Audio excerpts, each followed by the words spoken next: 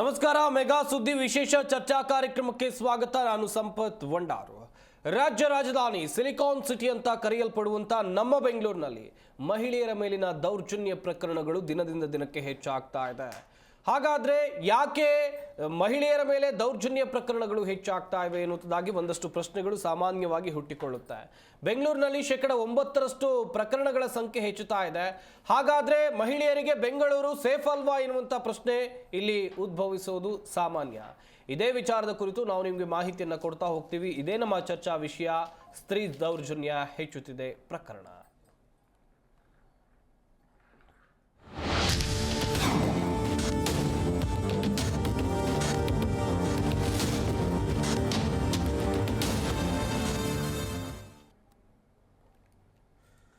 ರಾಜ್ಯ ರಾಜಧಾನಿ ಬೆಂಗಳೂರಿನಲ್ಲಿ ಮಹಿಳೆಯರಿಗೆ ಸುರಕ್ಷತೆ ಇಲ್ವಾ ಎನ್ನುವಂಥದ್ದಾಗಿ ಒಂದಷ್ಟು ಪ್ರಶ್ನೆಗಳು ಕಾಡ್ತಾ ಇರುವಂಥ ಈ ಸಂದರ್ಭದಲ್ಲಿ ವರದಿ ಕೂಡ ಬಹಿರಂಗ ಆಗಿದೆ.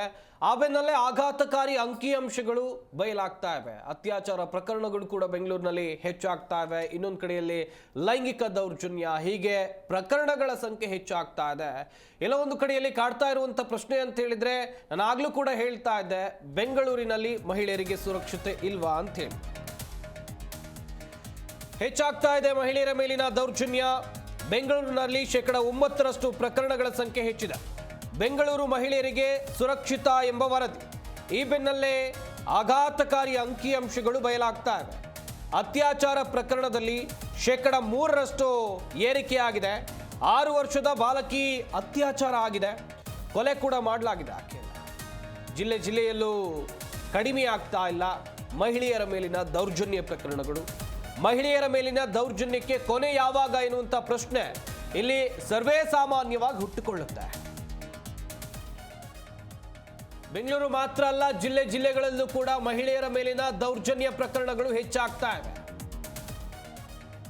ಒಂದು ಕಡೆಯಲ್ಲಿ ಬೆಂಗಳೂರು ಮಹಿಳೆಯರಿಗೆ ಸೇಫ್ ಎನ್ನುವಂಥ ವರದಿ, ಇದರ ನಡುವಲ್ಲೇ ಸಿಗ್ತಾ ಇರುವಂಥ ಮಾಹಿತಿ ಬೆಂಗಳೂರಿನಲ್ಲಿ ಮಹಿಳೆಯರ ಮೇಲೆ ದೌರ್ಜನ್ಯ ಪ್ರಕರಣಗಳು ಹೆಚ್ಚಾಗ್ತಾ ಇವೆ ಅನ್ನುವಂಥ ವರದಿ. ಅತ್ಯಾಚಾರ ಆಗಿರಬಹುದು, ಕೊಲೆ ಆಗಿರಬಹುದು, ಮಾನಸಿಕ ಹಿಂಸೆ ಆಗಿರಬಹುದು, ಲೈಂಗಿಕ ಕಿರುಕುಳ ಆಗಿರಬಹುದು, ಹೀಗೆ ಟಾರ್ಚರ್ ಬೇರೆ ಬೇರೆ ರೀತಿಯಾದಂಥ ಕಿರುಕುಳಗಳನ್ನ ಮಹಿಳೆಯರಿಗೆ ಕೊಡಲಾಗ್ತಾ ಇದೆ.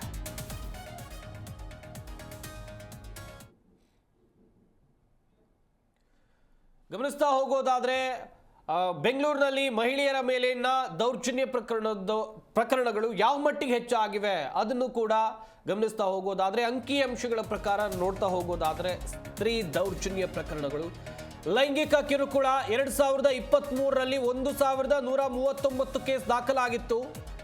2024ರಲ್ಲಿ ನೀವು ನೋಡ್ತಾ ಇದ್ದೀರಾ 1247 ಪ್ರಕರಣಗಳು ದಾಖಲಾಗಿವೆ. ವರ್ಷದಿಂದ ವರ್ಷಕ್ಕೆ ಹೆಚ್ಚಾಗ್ತಾ ಇವೆ ಕೇಸ್ಗಳ ಸಂಖ್ಯೆ. ಇದು ಲೈಂಗಿಕ ಕಿರುಕುಳ.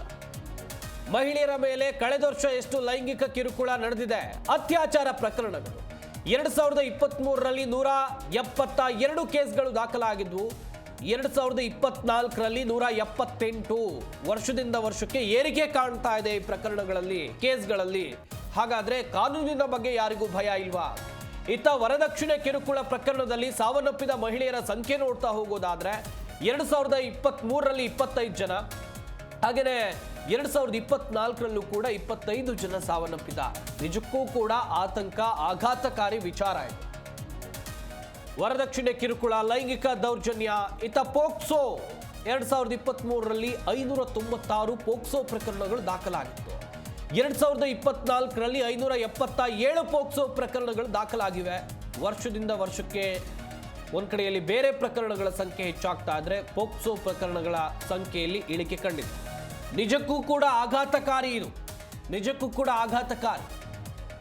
ಇಲ್ಲಿ ಹುಟ್ಟಿಕೊಳ್ಳುವಂತ ಒಂದು ಪ್ರಶ್ನೆ ಅಂತ ಹೇಳಿದ್ರೆ, ಈ ತಪ್ಪನ್ನ ಮಾಡೋರಿಗೆ ಅಥವಾ ಕ್ರೈಮ್ಗಳನ್ನ ಮಾಡೋರಿಗೆ, ಅಪರಾಧಗಳನ್ನ ಮಾಡೋರಿಗೆ ಕಾನೂನಿನ ಭಯ ಇಲ್ವಾ? ಅಂಕಿಅಂಶಗಳು, ಲೈಂಗಿಕ ಕಿರುಕುಳ 2023ರಲ್ಲಿ ಎಷ್ಟಾಗಿದೆ, 2024ರಲ್ಲಿ ಎಷ್ಟಾಗಿದೆ ಗಮನಿಸ್ತಾ ಇದ್ದೀರಾ ನೀವು ಕೂಡ.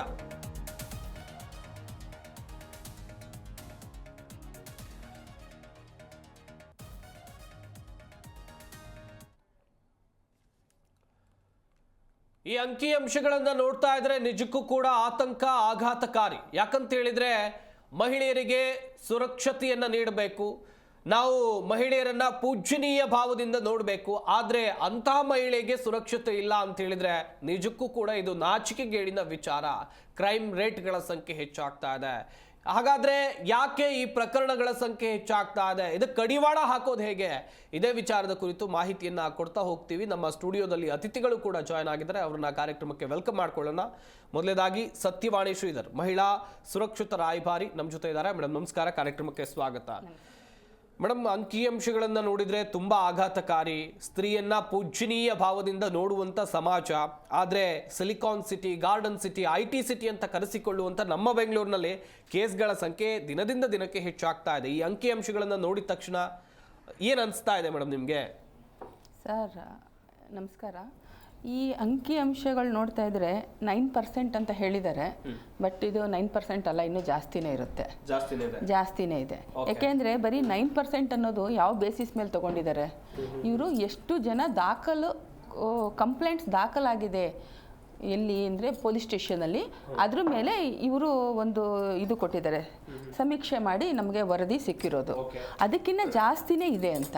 ಯಾಕೆಂದರೆ ಇವತ್ತು ತನಕ ಹೆಣ್ಮಕ್ಳು ಫುಲ್ ಧೈರ್ಯವಾಗಿ ಮುಂದೆ ಬರ್ತಾ ಇಲ್ಲ. 100% ಎಲ್ಲ ಹೆಣ್ಮಕ್ಳು ತಮ್ಮ ಮೇಲೆ ದೌರ್ಜನ್ಯ ಆಗಿದೆ ಅಂತ ಮುಂದೆ ಬರ್ತಾ ಇಲ್ಲ. ಇದು 9% ಅನ್ನೋದು ಒಂದು ಎಷ್ಟು ಜನ ಬಂದಿದ್ದಾರೆ, ಧೈರ್ಯಸ್ಥರ ಹೆಣ್ಮಕ್ಳು ಎಷ್ಟು ಜನ ಬಂದಿದ್ದಾರೆ, ಅದ್ರ ಮೇಲೆ ನೀವು ಅಂಕಿಅಂಶ ಕೊಟ್ಟಿದ್ದೀರಾ. ಬಟ್ ಇನ್ನೂ ಜಾಸ್ತಿ ಇದೆ, ಖಂಡಿತ ಜಾಸ್ತಿ ಇದೆ. ಬಟ್ ಹೆಣ್ಮಕ್ಳು ಮುಂದೆ ಬರಬೇಕಾಗತ್ತೆ. ನೀವು ಹೇಳ್ತಿರೋ ಕ್ವಶನ್ನು ಕರೆಕ್ಟು. ಹೆಣ್ಮಕ್ಳು ಮುಂದೆ ಬರಬೇಕು. ಅವ್ರಿಗೆ ಸರ್ಕಾರದಿಂದ ಮತ್ತು ಪೊಲೀಸ್ ಡಿಪಾರ್ಟ್ಮೆಂಟಿಂದ ಎಲ್ಲ ಫೆಸಿಲಿಟಿ ಸಿಗ್ತಾ ಇದೆ. ಸೇಫ್ ಸಿಟಿ ಅಂತ ಆಗಿದೆ, ಕ್ಯಾಮರಾಸ್ ಕೊಟ್ಟಿದ್ದಾರೆ, ಹೆಲ್ಪ್ಲೈನ್ ನಂಬರ್ಸ್ ಕೊಟ್ಟಿದ್ದಾರೆ. ಆಮೇಲೆ ಹೆಣ್ಮಕ್ಳಿಗೆ ಒಂದು ಸ್ಪೆಷಲ್ ಡೆಸ್ಕ್ಗಳು ಇದೆ. ಅದನ್ನೆಲ್ಲ ಯುಟಿಲೈಸ್ ಮಾಡ್ಕೋಬೇಕು. ಇದಕ್ಕೆ ಮುಂಚೆ ಆಗ್ತಾ ಇಲ್ಲ ಅಂತ ಏನಿರಲಿಲ್ಲ, ಮುಂಚೆನೂ ಆಗ್ತಾ ಇತ್ತು. ಬಟ್ ದಾಖಲಾತಿಗಳು ಸಿಗ್ತಿರ್ಲಿಲ್ಲ. ಯಾಕೆಂದ್ರೆ ಹೆಣ್ಮಕ್ಳು ಬಂದು ಪೊಲೀಸ್ ಸ್ಟೇಷನಲ್ಲಾಗಲಿ ಬಂದು ಹೇಳ್ಕೊಂಡ್ರು ನನ್ನ ಮೇಲೆ ಸೆಕ್ಷುವಲ್ ಹರಾಸ್ಮೆಂಟ್ ಆಗಿದೆ ಅಂತ ಹೇಳ್ಕೊಳ್ಳೋಕ್ಕೆ ಹಿಂಜರಿತಾ ಇದ್ರು. ಒಂದ್ಸಲ ಆ ಥರ ಸೆಕ್ಷುವಲ್ ಹರಾಸ್ಮೆಂಟ್ ಆಗಿದೆ ಅಂತ ಅವ್ರ ಮೇಲೆ ಬಂದರೆ ಅವ್ರಿಗೆ ಸಮಾಜದಲ್ಲಿ ಅವ್ರನ್ನ ನೋಡೋ ದೃಷ್ಟಿನೇ ಬೇರೆ ಆಗ್ಬಿಡುತ್ತೆ ಅಲ್ವಾ. ಆಮೇಲೆ ಅವರು ಎಷ್ಟು ಧೈರ್ಯವಾಗಿ ನನ್ನ ಮೇಲೆ ಈ ಥರ ಆಗಿದೆ ಅಂದ್ಬಿಟ್ಟು ಯಾರು ಹೇಳ್ಕೊಳ್ಳೋಕೆ ಇಷ್ಟಪಡೋದಿಲ್ಲ. ಆಮೇಲೆ ಮುಂದೆ ಮದುವೆ ಆಗಬೇಕಾಗತ್ತೆ, ಸಮಾಜದಲ್ಲಿ ಬೇರೆಯವ್ರು ನೋಡೋ ದೃಷ್ಟಿ, ಅದು ಅದ್ರ ಬಗ್ಗೆ ಅಂಜಿಕೆ ಇತ್ತು ಜನಗಳಿಗೆ. ಈಗ ಅವೇರ್ನೆಸ್ ಬಂದಿದೆ. ಅವೇರ್ನೆಸ್ ಬಂದಿದ್ದಕ್ಕೆ ನಿಮ್ಗೆ ಇಷ್ಟಾದ್ರೂ ಸಿಗ್ತಾ ಇದೆ ಅಂತ ನನ್ನ ಅಭಿಪ್ರಾಯ. ಹೌದು ಮೇಡಮ್, ಈಗ ನೀವು ಹೇಳ್ತಾ ಇದ್ರಿ ಈ ಅಂಕಿಅಂಶಗಳು ಪೊಲೀಸ್ ಸ್ಟೇಷನ್ ಅಲ್ಲಿ ದಾಖಲಾದಂತ ಕೇಸ್ಗಳ ಅಥವಾ ಪೊಲೀಸ್ ಸ್ಟೇಷನ್ ಅಲ್ಲಿ ಯಾರೆಲ್ಲ ಹೋಗಿ ಕಂಪ್ಲೇಂಟ್ ಕೊಟ್ಟಿದ್ದಾರೋ ಅದರ ಅನ್ವಯ ಈಗ ಅಂಕಿಅಂಶಗಳನ್ನ ಬಿಡುಗಡೆ ಮಾಡಿದ್ದಾರೆ ಅಂತೇಳಿ ಒಂದಷ್ಟು ಮಹಿಳೆಯರು ನಿಜಕ್ಕೂ ಕೂಡ ಆತಂಕಕಾರಿ ವಿಚಾರ ಅಂತ ಹೇಳಿದ್ರೆ ಅವರು ಸಮಾಜದ ಮುನ್ನೆಲೆಗೆ ಅಥವಾ ಪೊಲೀಸ್ ಸ್ಟೇಷನ್ಗೆ ಹೋಗಿ ಹೇಳ್ಕೊಳ್ಳೋಕೆ ಹಿಂಜರಿತಾರೆ. ಧೈರ್ಯ ಸಾಕಾಗೋದಿಲ್ಲ, ಅವ್ರ ಭವಿಷ್ಯದ ಬಗ್ಗೆ ಸಿಕ್ಕಾಪಟ್ಟಿ ಯೋಚನೆ ಮಾಡ್ತಾರೆ. ಅಂಥವ್ರಿಗೆ ನೀವೇನು ಹೇಳ್ತೀರಾ ಮೇಡಮ್? ಸರ್, ಇದು ಮೊದಲು ಒಂದು ಸಮಾಜದಲ್ಲಿ ಪ್ರತಿಯೊಂದು ಹಂತದಲ್ಲಿ ಚೇಂಜ್ ಆಗಬೇಕಾಗತ್ತೆ. ಒಂದು ಗಂಡು ಮಗುಗೆ ತಾಯಿ ಫಸ್ಟ್ ಪಾಠ ಹೇಳ್ಕೊಡ್ಬೇಕಾಗತ್ತೆ. ನಮ್ಮ ಅಮ್ಮನ ಹೇಗೆ ನೋಡ್ತೀವಿ, ತಂಗಿನ ಹೇಗೆ ನೋಡ್ತೀವಿ, ಅಕ್ಕನ ಹೇಗೆ ನೋಡ್ತೀವಿ, ಅದೇ ಥರ ಹೆಣ್ಮಕ್ಳನ್ನ ಹೇಗೆ ನೋಡ್ತೀವಿ ಅನ್ನೋದು ತಿಳಿಸ್ಬೇಕಾಗತ್ತೆ. ಮತ್ತು ಇನ್ನೊಂದು ಏನಾಗುತ್ತೆ ಅಂದರೆ ಶಿಕ್ಷೆ ಏನಾಗುತ್ತೆ, ಕಾನ್ಸಿಕ್ವೆನ್ಸಸ್ ಏನು ಬರುತ್ತೆ. ಒಂದು ಹೆಣ್ಮಗುನ ಏನಾದರೂ ತೊಂದರೆ ಮಾಡಿದ್ರೆ ನಿಮ್ಗೆ ಏನು ಶಿಕ್ಷೆ ಆಗುತ್ತೆ ಅನ್ನೋದು ಕರೆಕ್ಟಾಗಿ ಗೊತ್ತಾಗಬೇಕಾಗತ್ತೆ. ಈಗ ಪರಿಣಾಮಗಳು ಗೊತ್ತಾಗಬೇಕಾಗತ್ತೆ. ಈಗ ಬೇರೆ ದೇಶದಲ್ಲಿ, ಈಗ ಗಲ್ಫ್ ದೇಶದಲ್ಲಿ ಏನಾದ್ರೂ ಒಂದು ಹುಡುಗಿನ ಟಚ್ ಮಾಡ್ತೀವಿ ಅಂತ ಗೊತ್ತಾದ್ರೆ ಪಬ್ಲಿಕ್ ಅಲ್ಲಿ ಕೈ ಕತ್ತರಿಸ್ತಾರೆ, ಕಲ್ ತಗೊಂಡು ಹೊಡಿತಾರೆ. ಆ ತರ ಒಂದು ಭಯ ಅನ್ನೋದು ಒಂದು ಇರ್ಬೇಕಾಗತ್ತೆ. ಆ ಭಯನೇ ಇರೋದಿಲ್ಲ. ಆಮೇಲೆ ನ್ಯಾಯಾಲಯದಲ್ಲಿ ಒಂದ್ಸಲ ಕೇಸ್ ಹೋಗ್ಬಿಟ್ರೆ ಟೈಮ್ ಲೈನ್ ಅನ್ನೋದಿಲ್ಲ. ಎಷ್ಟು ವರ್ಷಗಳಾದ್ರೂ ಹೋಗ್ಬೋದು, ಅಷ್ಟು ಟೈಮ್ ಯಾರು ಕೊಡ್ಲಿಕ್ಕೆ ಸಾಧ್ಯ? ಅವ್ರಿಗೆ ಏನಾಗುತ್ತೆ ಅಂದ್ರೆ ಒಂದ್ಸಲ ರೇಪ್ ಆಗಿರುತ್ತೆ, ದೌರ್ಜನ್ಯ ಆಗಿರುತ್ತೆ, ನ್ಯಾಯಾಲಯಕ್ಕೆ ಹೋಗ್ತಾರೆ. ಪದೇ ಪದೇ ಪದೇ ಪದೇ ಅವರು ಆ ನೆನಪು ಮಾಯಬೇಕಾಗತ್ತೆ. ಅದನ್ನ ಮಾಯದಲ್ಲೇ ಕಂಟಿನ್ಯೂ ಆಗಿ ವರ್ಷಗಟ್ಲೆ ಕೇಸ್ ಎಳಿತಾ ಇದ್ರೆ ಏನಾಗುತ್ತೆ ಹೇಳಿ? ಯಾರಾದ್ರೂ ಹೋಗ್ಲಿಕ್ಕೆ ಶಿಕ್ಷೆ ಆಗಬೇಕು. ಹೌದು, ಅದಕ್ಕೆ ಒಂದು ಟೈಮ್ ಲೈನ್ ಆಗಿರ್ಬೇಕು. ಇವತ್ತು ಇವರು ಕಂಪ್ಲೇಂಟ್ ಮಾಡಿದ್ರೆ ಇಷ್ಟು ಟೈಮ್ ಒಳಗಡೆ ಇದು ಕೆಳ ಹಂತದ ನ್ಯಾಯಾಲಯದಿಂದ ಟಾಪ್ ತನಕ ಸುಪ್ರೀಂ ಕೋರ್ಟ್ ತನಕ ಹೋದ್ರೂ ಈ ಟೈಮ್ ಲೈನಲ್ಲಿ ಮುಗಿಬೇಕು ಅಂತ ಆಗ್ಬೇಕಾಗತ್ತೆ. ಎಲ್ಲಿ ಮುಗಿತಾ ಇದೆ? ಲಕ್ಷಾಂತರ ಕೇಸ್ಗಳಿದೆ. ಮಾಮೂಲಾಗಿ ರೇಪ್ ಹಾಕಿರೋ ಕೇಸ್ಗಳಿಗೆ ನಿಮ್ಗೆ ಗೊತ್ತಿರೋದು ನಿರ್ಭಯ ಅಂತವ್ರಿಗೆ ಎಷ್ಟು ವರ್ಷ ಆದ್ಮೇಲೆ ಕಠಿಣ ಶಿಕ್ಷೆ ಸಿಕ್ತು. ಅಂಥದ್ರಲ್ಲಿ ಬರೀ ಸೆಕ್ಷುವಲ್ ಹ್ಯಾರಾಸ್ಮೆಂಟ್ಗೆಲ್ಲ ಸಿಕ್ಕೋದು ತುಂಬಾ ಕಷ್ಟ ಆಗ್ತಾ ಇದೆ. ಅದರಿಂದ ಹೆಣ್ಮಕ್ಳು ಬಂದು ಕೊಡೋದನ್ನು ಒಂದು ಕಷ್ಟ ಆಗ್ತಿದೆ. ಮತ್ತೆ ಇನ್ನೊಂದು ಏನಾಗಬೇಕಂದ್ರೆ ಶಿಕ್ಷೆ ಅನ್ನೋದು ಕಠಿಣವಾಗಿರ್ಬೇಕಾಗತ್ತೆ. ಆಮೇಲೆ ಸ್ಕೂಲ್ನಲ್ಲಿ, ಕಾಲೇಜ್ಗಳಲ್ಲಿ ಮತ್ತು ಮೊದಲಿಂದನೂ ಅವ್ರಿಗೆ ಗಂಡ್ಮಕ್ಳಿಗೆ ಹೇಳ್ಕೊಡ್ಬೇಕಾಗತ್ತೆ. ಹೆಣ್ಮಕ್ಳ ಬಗ್ಗೆ ಗೌರವ ಹೇಗೆ ಕೊಡಬೇಕು, ಮತ್ತು ನೀವೇನಾದರೂ ಇಂಥ ಕೇಸಲ್ಲಿ ಸಿಕ್ಕಾಕೊಂಡ್ರಿ, ಹೆಣ್ಮಕ್ಳನ್ನ ಟೀಸ್ ಮಾಡಿದ್ರಿ ಏನಾಗುತ್ತೆ ಅಂದ್ಬಿಟ್ಟು ಅದ್ರ ಬಗ್ಗೆ ಒಂದು ಪಾಠ ಇರುತ್ತೆ. ಈಗ ಯಾವುದೇ ಸ್ಕೂಲಲ್ಲಿ ಹೋಗ್ಲಿ ಸೆಕ್ಷುವಲ್ ಹ್ಯಾರಾಸ್ಮೆಂಟ್ ಬಗ್ಗೆ ಲೆಸನ್ಸ್ ಇರುತ್ತೆ. ಗುಡ್ ಟಚ್, ಬ್ಯಾಡ್ ಟಚ್ ಅಂತಲೇ ಸ್ಟಾರ್ಟ್ ಮಾಡ್ತಾರೆ. ಆಮೇಲೆ ಏನಾಗುತ್ತೆ, ಈಗ ಸಿಟಿನಲ್ಲಿ ಸ್ವಲ್ಪ ಟೀಚರ್ಸ್ ಧೈರ್ಯ ಮಾಡಿ ಹೇಳ್ತಾರೆ, ಬಟ್ ಹಳ್ಳಿಗಳಲ್ಲಿ ಇನ್ನೂ ಚಿಕ್ಕ ಚಿಕ್ಕ ಸ್ಕೂಲ್ಸಲ್ಲಿ ಆ ಪಾಠ ಬಂದಾಗ ಸ್ಕಿಪ್ ಮಾಡಿಬಿಡ್ತಾರೆ. ನೀವು ಓದ್ಕೊಳ್ಳಿ ಅಂತ ಹೇಳ್ತಾರೆ. ಅದು ಹೇಳ್ಕೊಡೋದು ಅವೇರ್ನೆಸ್ಸು ಅನ್ನೋದು ಇನ್ನೂ ಬಂದಿಲ್ಲ, ಅದು ಬರಬೇಕಾಗತ್ತೆ.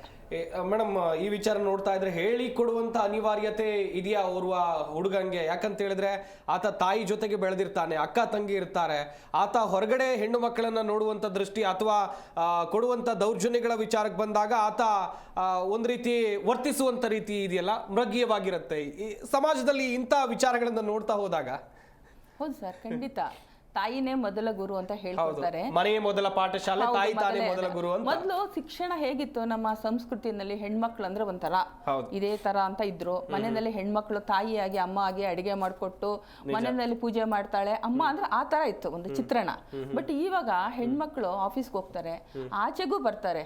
ದೌರ್ಜನ್ಯ ನಡೀತಾ ಇಲ್ಲ ಅಂತಲ್ಲ ಸರ್, ಮೊದ್ಲಿಂದನೂ ದೌರ್ಜನ್ಯ ನಡೀತಾ ಇತ್ತು. ನಾವು ಎಷ್ಟೊಂದು ಇದೆಲ್ಲ ನೋಡಿದೀವಿ. ಹೆಣ್ಮಕ್ಳು ಜಾಸ್ತಿ ಸುರಕ್ಷತೆ ಇಲ್ದಲೇ ಇರೋದು ಮನೆಯಲ್ಲಿಯೇ ದೌರ್ಜನ್ಯಗಳು ಆಗ್ತಾ ಇರುತ್ತೆ. ಸೊ ಅದನ್ನೆಲ್ಲ ನಾವು ಯಾವಾಗ ಶಿಕ್ಷಣ ಇರುತ್ತಲ್ಲ ಮಕ್ಕಳಿಗೆ, ಗಂಡು ಮಕ್ಕಳಿಗೆ ಹೇಳ್ಕೊಡ್ಬೇಕು. ಒಂದು ಹೆಣ್ಣು ಅಂದ್ರೆ ಒಬ್ಳು ಮನುಷ್ಯಳು, ಅವಳನ್ನ ತುಂಬಾ ಪ್ರೀತಿಯಿಂದ ನೋಡ್ಬೇಕು. ಅದು ವಸ್ತು ಅಲ್ಲ. ಈಗ ಯಾವುದೇ ಟಿವಿ ಸೀರಿಯಲ್ ನೋಡಿ ಅವಳು ವಸ್ತು ತರ ಮದುವೆ ಆಗಿ ಕೊಟ್ಬಿಟ್ಟಿದೀವಿ. ಮದುವೆ ಮಾಡ್ಬೇಕಾದ್ರೆ ಕೇಳಲ್ಲ, ಓದಿಸ್ಬೇಕಾದ್ರೆ ಕೇಳಲ್ಲ. ಒಂದು ಹೆಣ್ಮಗು ಭ್ರೂಣ ಹತ್ಯೆ ಮಾಡ್ಬೇಕಾದ್ರೂ ನಿನ್ಗೆ ಏನಾಗಿದೆ, ನೀನ್ ಹೆಣ್ಮಗು ಬೇಕಾ ಬೇಡ ಅಂತ ಕೇಳಲ್ಲ. ಒಂದು ಆಸ್ತಿ ಹೆಣ್ಮಗಳದು ಆ ತರ ಅಂತ ಒಂದು ಇದೆ. ಇನ್ನು ಸಮಾಜ ಫುಲ್ ಚೇಂಜ್ ಆಗಿಲ್ಲ. ಅದನ್ನ ಚೇಂಜ್ ಆದ್ರೇನೆ ಏನಾದ್ರೂ ಸುಧಾರಣೆ ತರ್ಲಿಕ್ಕೆ ಸಾಧ್ಯ ಅಂತ. ಹಾಗೆ ನಮ್ಮ ಈ ಕಾರ್ಯಕ್ರಮದಲ್ಲಿ ಸಮಾಜ ಸೇವಕಿ ಆಗಿರುವಂತಹ ಅಭಯಶೀಲ ಅವರು ಕೂಡ ಜಾಯ್ನ್ ಆಗಿದ್ದಾರೆ. ಮೇಡಮ್ ನಮಸ್ಕಾರ, ಕಾರ್ಯಕ್ರಮಕ್ಕೆ ಸ್ವಾಗತ. ಮೇಡಮ್, ನಾವು ಮಹಿಳೆಯರ ಸುರಕ್ಷತೆ ವಿಚಾರವಾಗಿ ಮಾತನಾಡ್ತಾ ಇದ್ವಿ. ಬೆಂಗಳೂರಿನಲ್ಲಿ ಒಂದು ಘಟನೆ ನಡೀತು ಮೇಡಮ್, ನೀವು ಫೋಟೋದಲ್ಲಿ ನೋಡ್ತಾ ಇದ್ದೀರಲ್ಲ. ಈತ ಬಿಹಾರ ಮೂಲದವನು, ಈತನ ಹೆಸರು ಅಭಿಷೇಕ್ ಅಂತೇಳಿ. 6 ವರ್ಷದ ಪುಟ್ಟ ಹೆಣ್ಣು ಮಗುವಿನ ಮೇಲೆ ಅತ್ಯಾಚಾರ ಎಸಗ್ತಾನೆ. ಎಂಥ ಮನಸ್ಥಿತಿ ಮೇಡಮ್ ಇಂಥವ್ರು? ನಿಜವಾಗ್ಲೂ ಇದು ನೆನೆಸ್ಕೊಂಡ್ರೆ ಅನ್ಯ ರಾಜ್ಯದಿಂದ ಬರೋಂಥವ್ರು ಬೆಂಗಳೂರಿನಲ್ಲಿ ಇಂಥ ಕೃತ್ಯಗಳನ್ನ ಮಾಡ್ತಾ ಇದ್ದಾರೆ. ಅವ್ರ ರಾಜ್ಯದಲ್ಲಿ ಮಾಡಿದ್ರೆ ಕೈ ಕತ್ತರಿಸಾಕ್ತಾರೆ, ಅವ್ರು ಸಾಮಾನ್ಯ ಕಟ್ ಮಾಡ್ತಾರೆ. ನಿಜವಾಗ್ಲೂ ನಾನು ಹಿಂಗೆ ಹೇಳ್ತೀನಿ ಅಂತ ಬೇಜಾರು ಮಾಡ್ಕೋಬೇಡಿ. ಇಲ್ಲಿ ಅಂತ ಕೆಲಸ ಆಗ್ಬೇಕಾಗಿದೆ ಕರ್ನಾಟಕದಲ್ಲಿ, ಬೆಂಗಳೂರಲ್ಲಿ ಎಸ್ಪೆಷಲಿ. ಹೊರ ರಾಜ್ಯದಿಂದ ಬಂತವ್ರು ಈ ತರ ಒಂದು ಕೃತ್ಯನ ಮಾಡ್ತಾ ಇದ್ದಾರೆ. 6 ವರ್ಷದ ಮಗುಗಿಂತ ಕೆಲಸ ಮಾಡ್ತಾ ಇದ್ದಾರೆ ಅಂದ್ರೆ ಎಲ್ಲೋಗ್ತಾ ಇದೆ ಸಮಾಜ, ಎಲ್ಲೋಗಿದೆ ಕಾನೂನು, ಎಲ್ಲಿ ನ್ಯಾಯ ಸಿಗ್ತಾ ಇದೆ? ತಂದೆ ತಾಯಿಗಳಿಗೆ ಎಲ್ಲಿದೆ ರಕ್ಷಣೆ? ಮಕ್ಕಳನ್ನ ಹೇಗೆ ರಕ್ಷಣೆ ಮಾಡ್ಕೋಬೇಕು ಅನ್ನೋ ಪ್ರಶ್ನೆ ಮೂಡ್ತಾ ಇದೆ. ಇಂಥ ಕೃತ್ಯಗಳು ದಿನದಿಂದ ದಿನಕ್ಕೆ ಹೆಚ್ಚಾಗ್ತಾ ಇದೆ. ಇದನ್ನ ತಡಿಲಿಲ್ಲ ಅಂತ ಅಂದ್ರೆ ನಿಜವಾಗ್ಲೂ ಅನ್ಯ ರಾಜ್ಯದಿಂದ ಬಂದವರು ಕನ್ನಡಿಗರು ಇರ್ಬೋದು, ಹೆಣ್ಮಕ್ಳನ್ನ ಇರ್ಬೋದು, ರಾಕ್ಷಸರ ತರ ತಿಂದು ಮುಗಿಸುವಂತ ಕಾಲ ಬಂದ್ಬಿಟ್ಟಿದೆ. ಹಾಗಾಗಿ ನೀವು ಮೀಡಿಯಾದವರು ನೀವು ಇದನ್ನ ಪ್ರಸಾರ ಮಾಡ್ತಾ ಇರ್ತೀರಾ, ಒಳ್ಳೊಳ್ಳೆ ವಿಚಾರಗಳನ್ನ ಪ್ರಸಾರ ಮಾಡ್ತಾ ಇರ್ತೀರಾ. ದಯವಿಟ್ಟು ಇದ್ರ ಬಗ್ಗೆ ಹೆಚ್ಚು ಕಾಳಜಿ ವಹಿಸಿ ಈ ತರ ಚಿಕ್ಕ ಮಕ್ಕಳ ಮೇಲೆ ಲೈಂಗಿಕ ದೌರ್ಜನ್ಯ ಆಗೋದು, ಹೆಣ್ಮಕ್ಳ ಮೇಲೆ ಆಗುವಂಥದ್ದನ್ನ ತಡಿಬೇಕು ಅಂತ ಹೇಳಿ ನಿಮ್ಮಲ್ಲಿ ನಾನು ಮನವಿ ಮಾಡ್ಕೋತಾ ಇದ್ದೀನಿ. ಮತ್ತು ಮನೆಯಲ್ಲೂ ಕೂಡ ಯಾರೆಲ್ಲ ನೋಡ್ತಾ ಇದ್ದಾರೆ ಈ ವಿಚಾರವನ್ನ, ಮನೆಗಳಲ್ಲೂ ಕೂಡ ಯಾರು ಹಿಂದಿಯವರು ಇದ್ದಾರೆ, ಎಲ್ಲಿಂದ ಬಂದಿದ್ದಾರೆ, ಅವರ ಆಧಾರ್ ಕಾರ್ಡ್ ಏನು, ಅವರ ಡೀಟೇಲ್ಸ್ ಏನು, ಮತ್ತೆ ಅವರು ಮತ್ತೆ ನಿಯರೆಸ್ಟ್ ಪೊಲೀಸ್ ಸ್ಟೇಷನ್ಗೆ ಹೋಗಿ ಅವ್ರ ಬಗ್ಗೆ ಮಾಹಿತಿ ಕೊಟ್ಟು ತಗೊಂಡು ನಂತರ ಕೆಲಸಕ್ಕೆ ಅವ್ರನ್ನ ಸೇರಿಸ್ಕೊಳ್ಬೇಕು ಅಂತ ಈ ರೀತಿ ನಾವು ಮನವಿ ಮಾಡ್ತಾ ಇದ್ದೀವಿ. ಯಾಕೆ ಅಂತಂದ್ರೆ ಕನ್ನಡದವರು ನಿಜವಾಗ್ಲೂ ಹೇಳ್ತೀವಿ ಇಂಥ ಕೆಲಸನ ಮಾಡಲ್ಲ ಕನ್ನಡದವರು. ಆದ್ರೆ ಅನ್ಯ ರಾಜ್ಯದಿಂದ ಬಂದವರು ಇಂಥ ಹೆಣ್ಮಕ್ಳುಗಳನ್ನ ಇಟ್ಕೊಂಡು ತಾಯಿ ತಂಗಿ ಅಕ್ಕ ತಂಗಿ ಯಾವ್ದನ್ನೂ ನೋಡ್ತಾ ಇಲ್ಲ ಅವರು ಅನ್ಯ ರಾಜ್ಯದವರು. ಯಾವಾಗ ಇದು ಬದಲಾವಣೆ ಆಗಕ್ ಸಾಧ್ಯ ಇಲ್ಲ, ಕಠಿಣವಾದ ಶಿಕ್ಷಣ ಸಾರ್ವಜನಿಕರೇ ಯಾರು ನೋಡ್ತಾರೆ ಅಲ್ಲೇ ಅವ್ರ ಕತೆ ಮುಗಿಸ್ಬೇಕು. ಇಲ್ಲ ಕೈ ಕಟ್ ಮಾಡಬೇಕು, ಇಲ್ಲ ಅವ್ರಿಗೆ ಸರಿಯಾದ ಶಿಕ್ಷೆ ಮಾಡಿದ್ರೇನೆ ಇದನ್ನ ಒಂದು ಅಂತ್ಯಕ್ಕೆ ಮಾಡಬಹುದು. ಇಲ್ಲ ಅಂದ್ರೆ ಖಂಡಿತವಾಗಿಯೂ ಸಾಧ್ಯ ಇಲ್ಲ. ಎಸ್ ಮೇಡಮ್, ಈಗ ಕಾನೂನುಗಳು ಕಠಿಣವಾಗಿವೆ. ಈ ಮಹಿಳೆಯರ ಮೇಲಿನ ದೌರ್ಜನ್ಯ ಪ್ರಕರಣಕ್ಕೆ ಸಂಬಂಧಿಸಿದಂತೆ ಕಾನೂನುಗಳು ಕಠಿಣವಾಗಿವೆ. ಆದ್ರೆ ಆರೋಪಿಗಳಿಗೆ ಸರಿಯಾಗಿ ಶಿಕ್ಷೆ ಆಗ್ತಾ ಇಲ್ವಾ? ಹೇಗೆ ಆಗ್ತಾ ಇಲ್ಲ ಸರ್, ಆಗ್ತಾ ಇಲ್ಲ. ಇನ್ನು ಯಾವ ತರ ಆಗ್ಬೇಕಂದ್ರೆ ಈ ಸರ್ಕಾರ ಇದ್ರಲ್ಲಿ ಮುಂದೆ ಬಂದು ಯಾರು ಇಂಥ ಕೃತ್ಯ ಮಾಡ್ತಾರೆ ಸಾರ್ವಜನಿಕರೇ ಒಡೆದ ಹಾಕ್ಬೇಕು, ಅವ್ರನ್ನ ಗುಂಡಿಕ್ಕಿ ಸಾಯಿಸ್ಬೇಕು. ಆರಕ್ಷಕರೇ ಬಂದು ಪೊಲೀಸ್ ಯಾರು ಇರ್ತಾರೆ ಹೇಳ್ತಾರೆ, ಆವಾಗಲೇ ಬುದ್ಧಿ ಬರೋದು, ಇಂಥವ್ರಿಗೆ ಭಯ ಬರೋದು. ಇಲ್ಲ ಅಂತಂದ್ರೆ ಖಂಡಿತ ಭಯ ಇರಲ್ಲ. ಇನ್ನು ಮುಂದೆ ಇನ್ನೂ ಹೆಚ್ಚು ಈ ತರ ಪ್ರಕರಣಗಳು ಬರ್ತಾ ಇದ್ರು. ಬರೀ ನಾವು ಡಿಸ್ಕಷನ್ ಅಲ್ಲಿ ಮಾತ್ರ ನೋಡ್ತಾನೆ ಇರ್ತೀನಿ. ನಾನು ಸುಮಾರು ವರ್ಷಗಳಿಂದ ಈ ತರ ಡಿಸ್ಕಷನ್ ನೋಡ್ತಾ ಇದ್ದೀನಿ. ಆದ್ರೆ ಇದು ಸತತವಾಗಿ ನಡೀತಾ ಬರ್ತಾ ಇದೆ. ಮಕ್ಕಳ ಮೇಲೆ ಇರ್ಬೋದು, ಹೆಣ್ಮಕ್ಳ ಮೇಲೆ ಇಂಥ ದೌರ್ಜನ್ಯ ನಿಜವಾಗ್ಲೂ ಖಂಡನೀಯ. ಯಾರೇ ಆಗಿರ್ಲಿ, ಹೆಣ್ಮಕ್ಳು ಯಾರೇ ನೀವು ನೋಡಿದ್ರು ಅಂತ ಮಗುಗಾಗ್ಲಿ ಅನ್ಯಾಯ ಆಗಿದೆ, ಹೆಣ್ಮಕ್ಳಿಗೆ ಅನ್ಯಾಯ ಆಗಿದೆ ಅಂದ್ರೆ ಅಲ್ಲೇ ಮಾಡಿ. ಕಾನೂನು ರೀತಿಯಲ್ಲಿ ಯಾರು ಏನು ಮಾಡ್ಕೊಳಕ್ ಸಾಧ್ಯ ಇಲ್ಲ.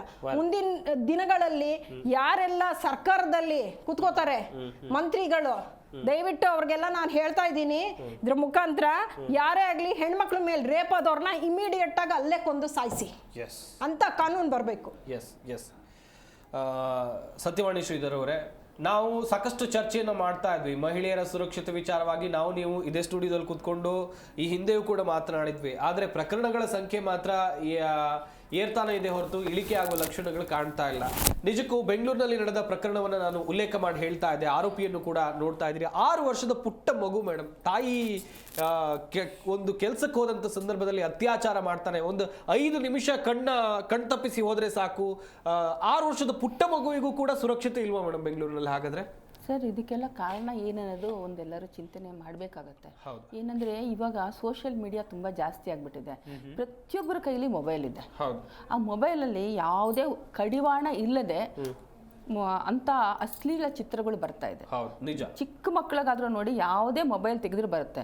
ಈಗ ಒಂದು ಇಂಗ್ಲಿಷ್ ಪೇಪರ್ ಅವ್ರು ಮೇಡಮ್ ಹೇಳಿದ್ರು ಕನ್ನಡದವರು ಆ ಥರ ಹಾಕಲ್ಲ ಅಂತ. ಕನ್ನಡ ಯಾವ ಪೇಪರಲ್ಲಿ ಆ ಥರ ಅಸಭ್ಯವಾಗಿರೋದಿಲ್ಲ. ಯಾವುದೇ ಇಂಗ್ಲಿಷ್ ಪೇಪರ್ ತೆಗೀರಿ, ಹಿಂದೆ ತೆಗೆದ್ರೆ ಹೆಣ್ಮಕ್ಳನ್ನ ಒಂದು ಭೋಗದ ವಸ್ತು ತರ ತೋರ್ಸೋದಾಗ್ಬಿಟ್ಟಿದೆ. ಏನಂದ್ರೆ ಬಿಕಿನಿಗಳು ಹಾಕ್ತಾರೆ, ಗಂಡ್ ಮಕ್ಳಿಗೆ ಫುಲ್ ಡ್ರೆಸ್ ಇರ್ತಾರೆ, ಹೆಣ್ಮಕ್ಳನ್ನ ತೀರಾ ಅತ್ಯಂತ ಕಡಿಮೆ ಬಟ್ಟೆಯಲ್ಲಿ ತೋರ್ಸೋದು, ಅಶ್ಲೀಲವಾಗಿ ತೋರ್ಸೋದು. ಏನಂದ್ರೆ ಒಂದು ಹೆಣ್ಣಂದ್ರೆ ಒಂದು ಭೋಗದ ವಸ್ತು ತರ ತೋರ್ಸೋದನ್ನು ಮೀಡಿಯಾದಲ್ಲಿ, ಸೀರಿಯಲ್ನಲ್ಲಿ, ಸಿನಿಮಾದಲ್ಲಿನೂ ಜಾಸ್ತಿ ಆಗಿದೆ. ಆಮೇಲೆ ಏನಾಗಿದೆ, ಟಿವಿನಲ್ಲಿ ಈಗ ಯಾವುದೇ ಮೊಬೈಲ್ಸ್ ಅಲ್ಲಿ ನೋಡಿದ್ರು ಆ ಥರ ಪಿಕ್ಚರ್ಸ್ ಬರೋದ್ರಿಂದ ಆಮೇಲೆ ನಾನು ಮೊದಲೇ ಹೇಳಿದೆ, ಅವ್ರಿಗೆ ಶಿಕ್ಷೆ ಏನಾಗುತ್ತೆ ಅನ್ನೋದು ಅರಿವಿಲ್ಲ. ಗಂಡ್ಮಕ್ಳಿಗೆ ಅರಿವಿಲ್ಲ. ಅದನ್ನ ನೋಡಿದ ತಕ್ಷಣ ಪಾಪಗಳು ಯಾರು? ಚಿಕ್ಕ ಮಕ್ಕಳು. ಹೆಣ್ಮಕ್ಳಾದ್ರೆ ನಾವು ಹೋಗಿ ಕಂಪ್ಲೇಂಟ್ ಮಾಡ್ತೀವಿ. ದೊಡ್ಡ ಹೆಣ್ಮಕ್ಳಿಗಾದ್ರೆ ಫೋನ್ ಕೈಯಲ್ಲಿ ಇರುತ್ತೆ. ಈಗ ಎಲ್ಲರ ಕೈಯಲ್ಲಿ ಫೋನ್ ಇರೋದ್ರಿಂದ ಸೇಫ್ಟಿ ನಂಬರ್ಸ್ ಕಾಲ್ ಮಾಡ್ತಾರೆ. 112 ಕಾಲ್ ಮಾಡ್ಬೋದು. ಇಲ್ಲ ಅಂದ್ರೆ ನಮ್ಗೆ ಎಮರ್ಜೆನ್ಸಿ ಮೊಬೈಲಲ್ಲೇ ಎಲ್ಲರಿಗೂ ಇರುತ್ತೆ. ಅದನ್ನ ಪ್ರೆಸ್ ಮಾಡಿದ್ರು ಗೊತ್ತಾಗುತ್ತೆ. ಸಣ್ಣ ಮಗು ಯಾರ ಹತ್ರ ಹೋಗುತ್ತೆ? ಅವ್ರಿಗೆ ಅದನ್ನೆಲ್ಲ ನೋಡ್ಬಿಟ್ಟು ಆ ಮಕ್ಕಳ ಮೇಲೆ ಮಾಡೋದೊಂದಾಗಿದೆ. ನಾನು ಇವಾಗ ಹೇಳೋದಿಷ್ಟೇ, ಏನಂದ್ರೆ ಯಾರೇ ಆಗಿರ್ಲಿ ಅವ್ರಿಗೆ ಶಿಕ್ಷೆ ಕಠಿಣವಾಗಿರ್ಬೇಕು. ಆ ಮಕ್ಕಳಿಗೆ ಏನಾಗಿದೆ ಅಂತ ಈಗ ನೋಡಿ, ಒಂದು ಹಸು, ಒಂದು ಹೆಣ್ಮಗು ಅಂತಲ್ಲ, ಒಂದು ಹಸು, ಅದು ಒಂದು ಹೆಣ್ಣು ತಾನೆ. ಈಗ ಹಸು ಅದ್ರ ಕೆಚ್ಚಲ್ ಕತ್ತರಿಸಿದಾನೆ ಅಂದಾಗ ಎಲ್ಲರಿಗೂ ರಕ್ತ ಕುದೀತಾ ಇರುತ್ತೆ. ಅಂತವನಿಗೆ ಏನ್ ಶಿಕ್ಷೆ ಆಗಿದೆ? ಈಗೇನಾಗಿದೆ, ಅವ್ನು ಇಟ್ಕೊಂಡ್ರು ಜೈಲ್ಗೆ ಹಾಕಿದ್ರು. ಆಮೇಲೆ ನೆಕ್ಸ್ಟ್ ಏನಾಗಿದೆ ಅಂತ ಯಾರಿಗಾದ್ರೂ ಗೊತ್ತಾ? ಯಾರಿಗಾದ್ರೂ ಗೊತ್ತಿದ್ರೆ ಅದನ್ನ ನೆನೆಸ್ಕೊಂಡ್ರೆ ಇವ್ರಿಗೆ ಮೈ ಜುಮ್ಮನ್ಸ್ಬೇಕು, ನಡುಕ ಬರ್ಬೇಕು. ಅಷ್ಟು ಕಠಿಣವಾಗಿ ಶಿಕ್ಷೆ ಆಗಿರ್ಬೇಕು. ಒಂದು ಪ್ರಾಣಿಗಾಗ್ಲಿ ಆತರ ತೊಂದರೆ ಮಾಡಿದ್ರೆ, ಇನ್ನು ಮನುಷ್ಯರಿಗೆ ತೊಂದರೆ ಮಾಡಿದ್ರೆ ಯಾವ ಕಠಿಣ ಆಗತ್ತೆ ಅನ್ನೋದು ಗೊತ್ತಿರ್ಬೇಕು. ಆ ತರ ಶಿಕ್ಷೆಗಳೇ ಇಲ್ಲ ಸರ್. ಅದು ಅದಕ್ಕಾಗಿನೇ ಈ ತರ ಜಾಸ್ತಿ ಆಗ್ತಾ ಇದೆ. ಇದು ಕಾನೂನಲ್ಲಿ ಚೇಂಜ್ ಬರಬೇಕು. ಸೋಷಿಯಲ್ ಮೀಡಿಯಾದಲ್ಲಿ ಆ ತರ ಬೇಗ, ಈಗ ಬೇರೆ ದೇಶದಲ್ಲಿ ನೋಡಿ, ಚೈನಾದಲ್ಲೆಲ್ಲ ನಮ್ಗೆ ಒಂದು ಯಾವ್ದಾದ್ರು ಮೀಡಿಯಾದಲ್ಲಿ ಬಂದ್ರೆ ಅವ್ರಿಗೆ ಸ್ಕ್ರೀನಿಂಗ್ ಇರುತ್ತೆ.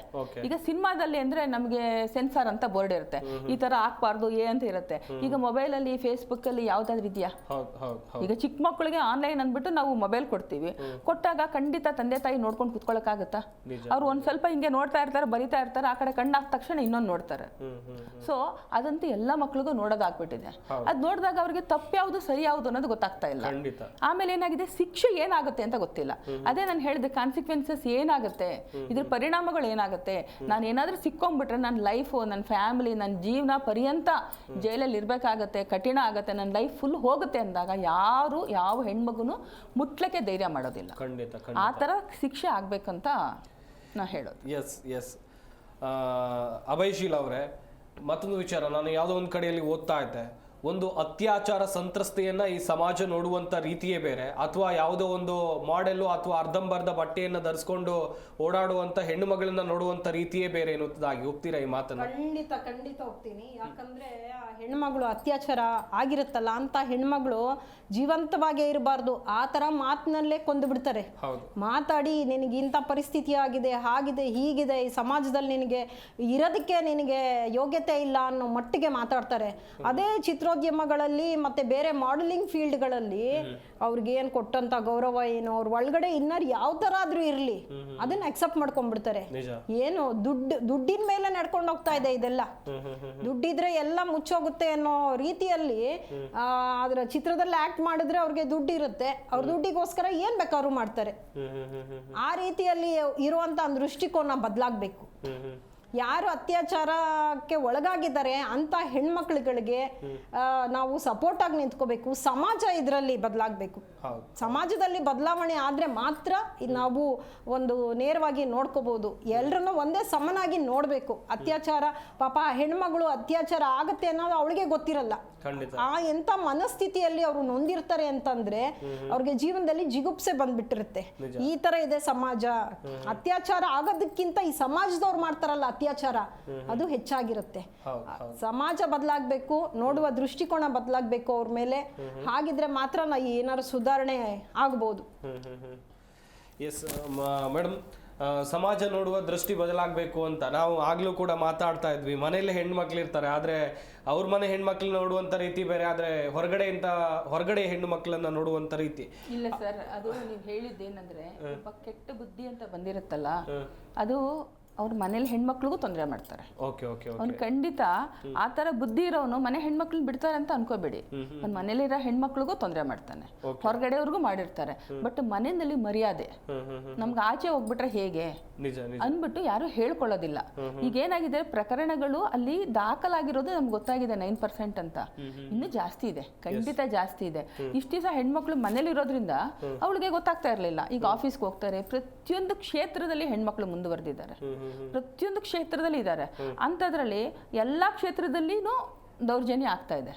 ಈಗ ನೀವು ಮೀಟು ಪ್ರಕರಣಗಳು ಕೇಳಿದಾಗ ಒಬ್ಬರಿಗೂ ರೈಸ್ ಮಾಡಿದ ತಕ್ಷಣ ಎಷ್ಟು ಕೇಸ್ಗಳು ಬಂತು, ಸಿಕ್ಕಾಪಟ್ಟೆ ಕೇಸ್ಗಳು ಬಂತು. ಮೀಟು ಮೀಟು ಮೀಟು ಪ್ರತಿಯೊಂದು ವಿಚಾರದಲ್ಲಿ ಧೈರ್ಯವಾಗಿ ಮುನ್ನೆಲೆಗೆ ಬರಬೇಕು. ಆಮೇಲೆ ಈಗ ಸಮಾಜದಲ್ಲಿ ಸ್ವಲ್ಪ ಚೇಂಜಸ್ ಆಗಿದೆ ಖಂಡಿತ. ಪೊಲೀಸಿಂದ ಹೆಲ್ಪ್ ಸಿಗ್ತಾ ಇದೆ, ಆಮೇಲೆ ನಂಬರ್ಸ್ ಗೊತ್ತಾಗ್ತಾ ಇದೆ, ಜನಗಳಿಗೆ ಧೈರ್ಯ ಬಂದಿರೋದ್ರಿಂದ ಇಷ್ಟು ಪ್ರಕರಣಗಳು ನಿಮ್ಗೆ ಆಚೆಗೆ ಬರ್ತಾ ಇದೆ. ಇಲ್ಲ ಅಂದ್ರೆ ಬರ್ತಾ ಇರ್ಲಿಲ್ಲ. ಅದಕ್ಕಾಗಿ ನಾವು ಹೇಳೋದೇನಂದ್ರೆ ಚಿಕ್ಕ ಮಕ್ಕಳು ಚಿಕ್ಕ ವಯಸ್ಸಿಂದಾನೇ ಸ್ಕೂಲ್ ನಲ್ಲಿನ್ನು ಮತ್ತೆ ಜೆಂಡರ್ ಸೆನ್ಸಿಟೈಸೇಷನ್ ಅಂತ ಇರುತ್ತೆ. ಅಂದ್ರೆ ಈ ಹುಡುಗ ಹುಡುಗಿ ಇಬ್ಬರನ್ನ ಕೂರ್ಸ್ಕೊಂಡ್ಬಿಟ್ಟು ಅವರಿಗೆ ಪಾಠ ಮಾಡಬೇಕಾಗತ್ತೆ. ಹುಡುಗಿ ಅಂದ್ರೆ ಯಾವ ತರ ನೋಡ್ತೀರಾ, ಹುಡುಗ ಅಂದ್ರೆ ಯಾವ ತರ ನೋಡ್ತೀರಾ, ಏನ್ ಟೀಸ್ ಮಾಡಿದ್ರೆ ಏನ್ ಶಿಕ್ಷೆ ಆಗತ್ತೆ ಅದನ್ನ ತಿಳಿಸ್ಲೇಬೇಕು. ಕಾಲೇಜಲ್ಲಿ ತಿಳಿಸ್ಬೇಕು, ಸ್ಕೂಲಲ್ಲಿ ತಿಳಿಸ್ಬೇಕು. ತುಂಬಾ ಮಕ್ಕಳಿಗೆ ಗೊತ್ತಿಲ್ದಲೇನೆ ತಮಾಷೆ ಮಾಡ್ಕೊಂಡೋಕೆ ಹೋಗಿರ್ತಾರೆ. ಆಮೇಲೆ ಏನಾಗುತ್ತೆ, ಫೇಸ್ ಮಾಡ್ಬೇಕಾಗತ್ತೆ. ಅದನ್ನೆಲ್ಲ ನಾವು ತಿಳಿಸಿದ್ರೆ ಖಂಡಿತ ಚೇಂಜ್ ತರ್ಲಿಕ್ಕೆ ಸಾಧ್ಯ ಆಗತ್ತೆ ಅಂತ. ಎಸ್ ಮೇಡಮ್, ಇನ್ನೊಂದು ಕಡೆಯಲ್ಲಿ ಈ ಕಾರ್ಯಕ್ರಮವನ್ನು ಎಷ್ಟೋ ತಾಯಂದಿರು ನೋಡ್ತಾ ಇರ್ತಾರೆ. ಅವರಿಗೂ ಕೂಡ ಹೆಣ್ಮಕ್ಳು ಇರ್ತಾರೆ. ತಿಳಿದೇಯೋ ಅಥವಾ ತಿಳಿದೆಯೋ ಆಗುವಂಥ ದೌರ್ಜನ್ಯ ಪ್ರಕರಣಗಳು ಪುಟ್ಟ ಮಕ್ಕಳಿಂದ ಹಿಡಿದು ದೊಡ್ಡವರ ತನಕ ಯಾವೆಲ್ಲ ರೀತಿಯಲ್ಲಿ ದೌರ್ಜನ್ಯ ಪ್ರಕರಣಗಳು ನಡೀತಾ ಇವೆ ಮೇಡಮ್ ಸಮಾಜದಲ್ಲಿ? ಆ್ಯಕ್ಚುಲಿ ಏನಾಗುತ್ತೆ ಅಂದರೆ, ಮನೆಯಲ್ಲಿ ತಾಯಂದಿರಾಗ ಮರ್ಯಾದೆ ಹತ್ಯೆ ಅಂತ ಬಂದಾಗ, ಇಲ್ಲ ಮರ್ಯಾದೆಗಾಗಿ ಬಂದಾಗ, ಈಗ ಕೆಲವು ಮರ್ಯಾದೆ ಹತ್ಯೆಗಳು ಆಗೋದು ಅದೇ ಕೇಸಸ್ಸು. ನಾವು ಮರ್ಯಾದೆ ಹತ್ಯೆ ಬಗ್ಗೆನೂ ಮಾತಾಡಿದ್ವಿ. ಯಾಕೆಂದ್ರೆ ಮರ್ಯಾದೆಗಾಗಿ ಹೇಳ್ಕೊಳ್ಳಲ್ಲ. ತಂದೆ ತಾಯಿ ಬಂದು ಏನೋ ಹೇಳ್ತಾರೆ, ನಮಗೆ ಯಾರೋ ಮನೆಯಲ್ಲಿ ಯಾರೋ ತೊಂದರೆ ಮಾಡಿದ್ದಾರೆ ಅಂದ್ರೆ ಅವ್ರ ತಾಯಂದಿರು ಅದನ್ನ ಡೈಜೆಷನ್ ಮಾಡ್ಕೊಳ್ಳಲ್ಲ. ಆಚೆ ಗೊತ್ತಾಯ್ತು ಅನ್ಕೊಳ್ಳಿ, ಈಗ ಒಂದು 8 ವರ್ಷದ 6 ವರ್ಷದ ಮಗುಗೆ ಆ ಥರ ಆಯ್ತು ಅಂದ್ಬಿಟ್ಟು ಗೊತ್ತಾಯ್ತು ಅನ್ಕೊಳ್ಳಿ, ಅವಳು 16 ವರ್ಷ ಆಗಲಿ 20 ವರ್ಷ ಆಗಲಿ, ಅವಳಿಗೆ 6 ವರ್ಷ ಆಗಿದ್ದಾಗ ಆ ಥರ ಆಯ್ತಂತೆ ಅಂತ ಮಾತಾಡ್ತಾನೆ ಇರ್ತಾರೆ. ಅದು ಏನು ದೊಡ್ಡ ಸಿಟಿನಲ್ಲಿ ಸ್ವಲ್ಪ ಬೇರೆ ಕಡೆಗೆ ಹೋದ್ರೆ ಯಾರಿಗೂ ಗೊತ್ತಿರೋದಿಲ್ಲ. ಇಲ್ಲ ಗೊತ್ತಾದ್ರೆ ಎಲ್ಲ ಮಾತಾಡ್ತಾ ಇರ್ತಾರೆ. ನಾಳೆ ಮದ್ವೆ ಆದ್ಮೇಲೆ ಗಂಡನ ಮೇಲೇನೋ ಅನುಮಾನ, ಏನೋ ಇವಳೇನೋ, ಎಲ್ಲರಿಗೂ ಅವ್ರು ಯಾವ ತರ ತಿರುಗಿದ್ರೆ ಪರವಾಗಿಲ್ಲ, ಹೆಂಡತಿ ಪತಿವ್ರತೆ ಆಗಿರ್ಬೇಕಂತ ಯೋಚನೆ ಮಾಡೋ ಸಮಾಜ ಖಂಡಿತ ಇದೆ, ಇನ್ನೂ ಇದೆ. ಅದಕ್ಕಾಗಿ ಏನ್ ಮಾಡ್ತಾರೆ, ಅವರು ಮುಂದೆ ಬರ್ಲಿಕ್ಕೆ ಸಂಕೋಚ ಪಟ್ಕೊಂತಾರೆ, ಧೈರ್ಯ ಮಾಡೋದಿಲ್ಲ. ಅದು ಒಂದು ಕಾರಣ ಇದೆ. ಮತ್ತೆ ಶಿಕ್ಷೆ ಸಿಕ್ಕತ್ತೆ. ಈಗ ಏನಂದ್ರೆ ಪ್ರತಿಯೊಂದ್ರು ನಾವು ಕೇಳ್ಕೊಳ್ಳೋದು ಏನಂದ್ರೆ, ಒಂದು ಹೆಣ್ಮಗುಗೆ ತೊಂದರೆ ಆದ್ರೆ ನಾನ್ ಪಟ್ಟಿರೋ ಕಷ್ಟ ಇನ್ನೊಬ್ಳು ಪಡಬಾರ್ದು ಅನ್ನೋ ಒಂದ್ ಸ್ವಲ್ಪ ಬ್ರಾಡ್ ಮೈಂಡ್ ಇಟ್ಕೊಂಡು ಅವಳು ಧೈರ್ಯವಾಗಿ ಆಚೆ ಬಂದು ನಿಂತ್ಕೊಂಡ್ರೆ ಒಂದ್ 4 ಮಕ್ಕಳಿಗೆ ಕಾನೂನು ಆಗುತ್ತೆ. ಈಗ ಒಂದು ನಿರ್ಭಯ ಪ್ರಕರಣ ಆಗಿರೋದ್ರಿಂದ ಎಷ್ಟು ಹೆಣ್ಮಕ್ಳಿಗೆ ಸೇಫ್ಟಿ ಸಿಕ್ತು, ಎಷ್ಟು ಹೆಲ್ಪ್ ಲೈನ್ ಬಂತು, ಎಷ್ಟು ಕ್ಯಾಮೆರಾಸ್ ಬಂತು. ಈಗ ಹೆಣ್ಮಕ್ಳು ಸ್ವತಂತ್ರವಾಗಿ, ನಾವು ಮೊನ್ನೆ ನ್ಯೂ ಇಯರ್ ಅಲ್ಲಿ ಅವರಿಗೆ ಸ್ವತಂತ್ರ ಕೊಟ್ಟರು. ಅವರು ಡ್ರಿಂಕ್ಸ್ ಮಾಡಿ ಕುಡಿದು ಅವರು ಎಚ್ಚರ ತಪ್ಪಿದ್ರು ಸೇಫ್ಟಿಯಾಗಿ ಕರ್ಕೊಂಡು ಹೋಗ್ಬೇಕಂತ ಪಿಂಕ್ ಬೂತ್ಗಳೆಲ್ಲ ಹಾಕೊಂಡ್ರು. ಅದೆಲ್ಲ ಬಂದಿದ್ ಯಾಕೆ? ಒಬ್ಬ ಹೆಣ್ಮಗ್ಳಿಗೆ ತೊಂದರೆ ಆದ್ಮೇಲೆ ಅದನ್ನ ಗೌರ್ಮೆಂಟ್ ಸರ್ಕಾರ ಮಾಡ್ತಾ ಇದೆ, ಇಲ್ಲ ಅಂತಲ್ಲ, ಮಾಡ್ತಾ ಇದೆ, ಬಟ್ ಇನ್ನೂ ಆಗ್ಬೇಕಾಗತ್ತೆ. ಮೇಡಮ್ ಈಗ ಮೇಡಮ್ ಕೂಡ ಹೇಳ್ತಾ ಇದ್ರು, ರೋಡಲ್ಲಿ ಹೋಗ್ತಾ ಇರುವಂಥ ಸಂದರ್ಭದಲ್ಲಿ CCTV ಇದೆ, ಟೋಲ್ ಫ್ರೀ ನಂಬರ್ ಇದೆ, ಅಥವಾ ನ್ಯೂ ಇಯರ್ ಸಂದರ್ಭಗಳಲ್ಲಿ ನೋಡಿದ್ವಿ ನಾವು ಪಿಂಕ್ ಬೂತ್ಗಳಿವೆ, ಮೆಟ್ರೋದಲ್ಲಿ ಮಹಿಳೆಯರಿಗಾಗಿ ಸಪ್ರೇಟ್ ಬೋಗಿಗಳಿವೆ. ನೋಡ್ತಾ ಹೋಗೋದಾದ್ರೆ ಪ್ರತಿಯೊಂದು ಕ್ಷೇತ್ರದಲ್ಲೂ ಕೂಡ ಮಹಿಳೆಯರ ಸುರಕ್ಷತೆಗಾಗಿ ಸರ್ಕಾರ ಕ್ರಮವನ್ನ ತೆಗೆದುಕೊಂಡಿದೆ. ಇಷ್ಟೆಲ್ಲ ಕ್ರಮ ತೆಗೆದುಕೊಂಡ್ರು ಕೂಡ ಕೆಲವೊಂದು ಮನಸ್ಥಿತಿಗಳು ಬದಲಾಗ್ತಾ ಇಲ್ಲ ಮೇಡಮ್. ಖಂಡಿತ. ಯಾಕೆ ಅಂತಂದ್ರೆ ಸಂಸ್ಕಾರ ಕಲಿಸ್ಕೊಡ್ತಾ ಇಲ್ಲ. ಮೊದಲನೇದಾಗಿ ಸಮಯ ಕೊಡ್ತಾ ಇಲ್ಲ ಮಕ್ಕಳಿಗೆ. ಈಗ ಗಂಡ ಹೆಂಡತಿ ಇಬ್ರು ದುಡಿಬೇಕು, ಹೊರಗಡೆ ಹೋಗ್ತಾರೆ, ಟೈಮ್ ಇರಲ್ಲ ಅವ್ರಿಗೆ, ಅಡಿಗೆ ಮಾಡ್ಲಿಕ್ಕೆ ಟೈಮ್ ಇರಲ್ಲ. ಸಂಸ್ಕಾರ ಎಲ್ಲಿಂದ ಹೇಳ್ಕೊಡ್ತಾರೆ? ಯಾವ ರೀತಿಯಲ್ಲಿ ಹೇಳ್ಕೊಡ್ತಾರೆ? ಮೊಬೈಲ್ ನಲ್ಲಿ ನೋಡ್ಕೊಂಡು ಕಳಿಯೋದಂತಾಗಿದೆ. ಅಜ್ಜಿ ತಾತ ಇವರು, ಚಿಕ್ಕಮ್ಮ ಚಿಕ್ಕಪ್ಪ ಇವರು ನಮ್ಮ ರಿಲೇಷನ್ ಅಂತ ಮೊಬೈಲ್ ಮುಖಾಂತರ, ಫೇಸ್ಬುಕ್ ಅಲ್ಲಿ ಫ್ರೆಂಡ್ಸ್ ಆಗೋ ಮುಖಾಂತರ ಹೇಳ್ತಾರೆ ಹೊರತು ಅವ್ರ ಮನೆಗಳಿಗೆ ಕರ್ಕೊಂಡು ಹೋಗಿ ಅದನ್ನ ತೋರಿಸ್ತಾ ಇಲ್ಲ. ಎಲ್ಲಿ ಸಂಸ್ಕಾರ ಹೋಗ್ತಾ ಇದೆ, ಇವೆಲ್ಲ ಹೆಚ್ಚಿಗೆ ಆಗ್ತಾ ಇದೆ. ಕ್ರೌರ್ಯಗಳು, ಮತ್ತೆ ಮಕ್ಕಳ ಮೇಲೆ ಲೈಂಗಿಕ ದೌರ್ಜನ್ಯ, ಹಾಗೂ ಅನ್ಯ ರಾಜ್ಯದಿಂದ ಬಂದವ್ರನ್ನ ತಡೆಗಟ್ಟಲಿಲ್ಲ ಅಂದ್ರೆ ಮುಂದಿನ ದಿನಗಳಲ್ಲಿ, ನಾನು ಹೇಳ್ತಾ ಇದ್ದೀನಿ ಮುಖಾಂತರ, ಮುಂದಿನ ದಿನಗಳಲ್ಲಿ ಯಾವ ರೀತಿ ಆದ್ರೂ ಆಗುತ್ತಂತಂದ್ರೆ ಪಾಕಿಸ್ತಾನದಿಂದ ಹತ್ತತ್ಲೆ ಆಗತ್ತೆ ನಮ್ಮ ಇಂಡಿಯಾ, ಬೆಂಗಳೂರು ಎಸ್ಪೆಷಲಿ. ತಡಿಲಿಲ್ಲ ಅಂತಂದ್ರೆ ಈ ಅನ್ಯ ಭಾಷಿಗರು, ಹಿಂದಿಯವರು, ವಲಸಿಗರು ಎಷ್ಟು ಜನ ಸೇರ್ಕೊಂಡ್ಬಿಟ್ಟಿದ್ದಾರೆ ಅಂತಂದ್ರೆ ಇದು ನಿಲ್ಲೋ ಮಾತೇ ಇಲ್ಲ.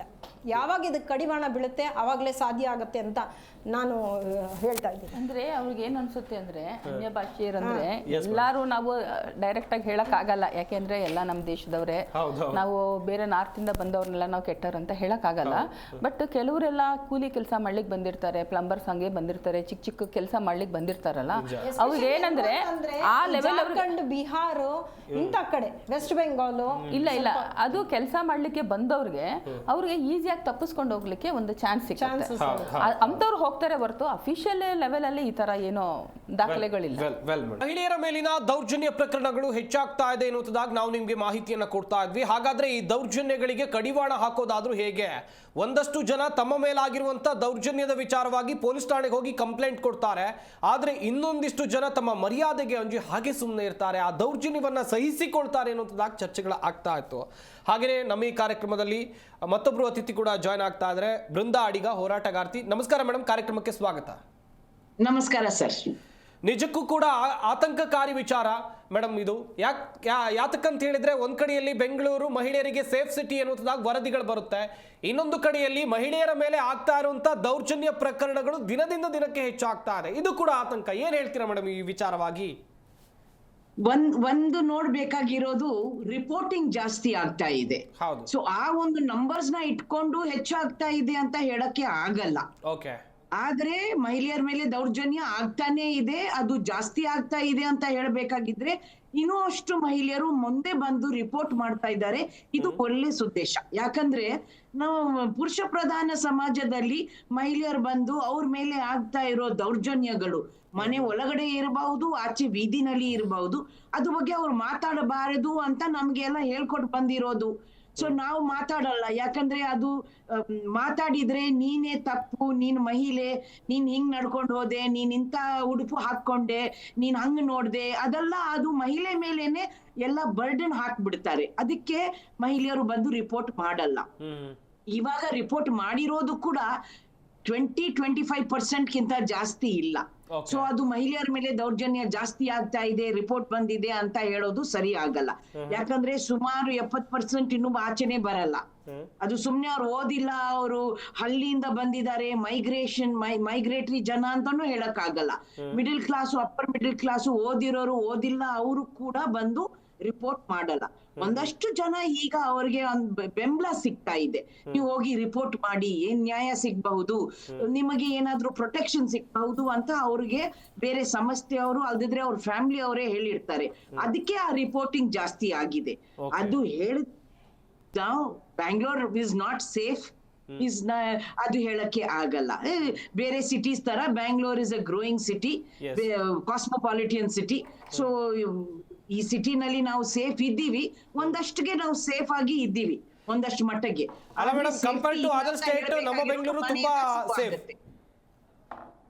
ತುಂಬಾ ಸೇಫ್ ಹೇಳಕ್ ಆಗಲ್ಲ sir. It is a safe place ಅಷ್ಟೇ. ಆದ್ರೆ ನನ್ನ ಮನೆಯಿಂದ ಶುರು ಆಗ್ಬೇಕು. ನನಗೆ ಮನೆಯಲ್ಲಿ ಸೇಫ್ಟಿ ಇದೆಯಾ ಅದು ದೊಡ್ಡ ಪ್ರಶ್ನೆ. ಮತ್ತೆ ಆಚೆ ಬಂದ್ರೆ ನನಗೆ ಸೇಫ್ಟಿ ಇದೆಯಾ ಅದು ಇನ್ನೊಂದು ಪ್ರಶ್ನೆ. So it is not at all safe and very safe, ಎರಡು ಹೇಳಕ್ ಆಗಲ್ಲ. ಮೇಡಮ್, ಮತ್ತೊಂದು ವಿಚಾರ ಅಂತ ಹೇಳಿದ್ರೆ, ಬೆಂಗಳೂರಿನಲ್ಲಿ 6 ವರ್ಷದ ಪುಟ್ಟ ಬಾಲಕಿ ಮೇಲೆ ಬಿಹಾರ ಮೂಲದ ಓರ್ವ ವ್ಯಕ್ತಿ ಅಭಿಷೇಕ್ ಕುಮಾರ್ ಅಂತ ಹೇಳಿ ಆತನ ಹೆಸರು ಅತ್ಯಾಚಾರ ಮಾಡ್ತಾನೆ. ಮೇಡಮ್, ಈ ಪ್ರಕರಣದ ಬಗ್ಗೆ ನೀವೇನ್ ಹೇಳ್ತೀರಾ? ಸರ್, ನಾವು ಈಗ ಕೇಳ್ಬೇಕಾಗಿರೋದು ಪ್ರಶ್ನೆ, ಆ ಮಗುದು ರಕ್ಷಣೆ ಆಗ್ಲಿಲ್ಲ.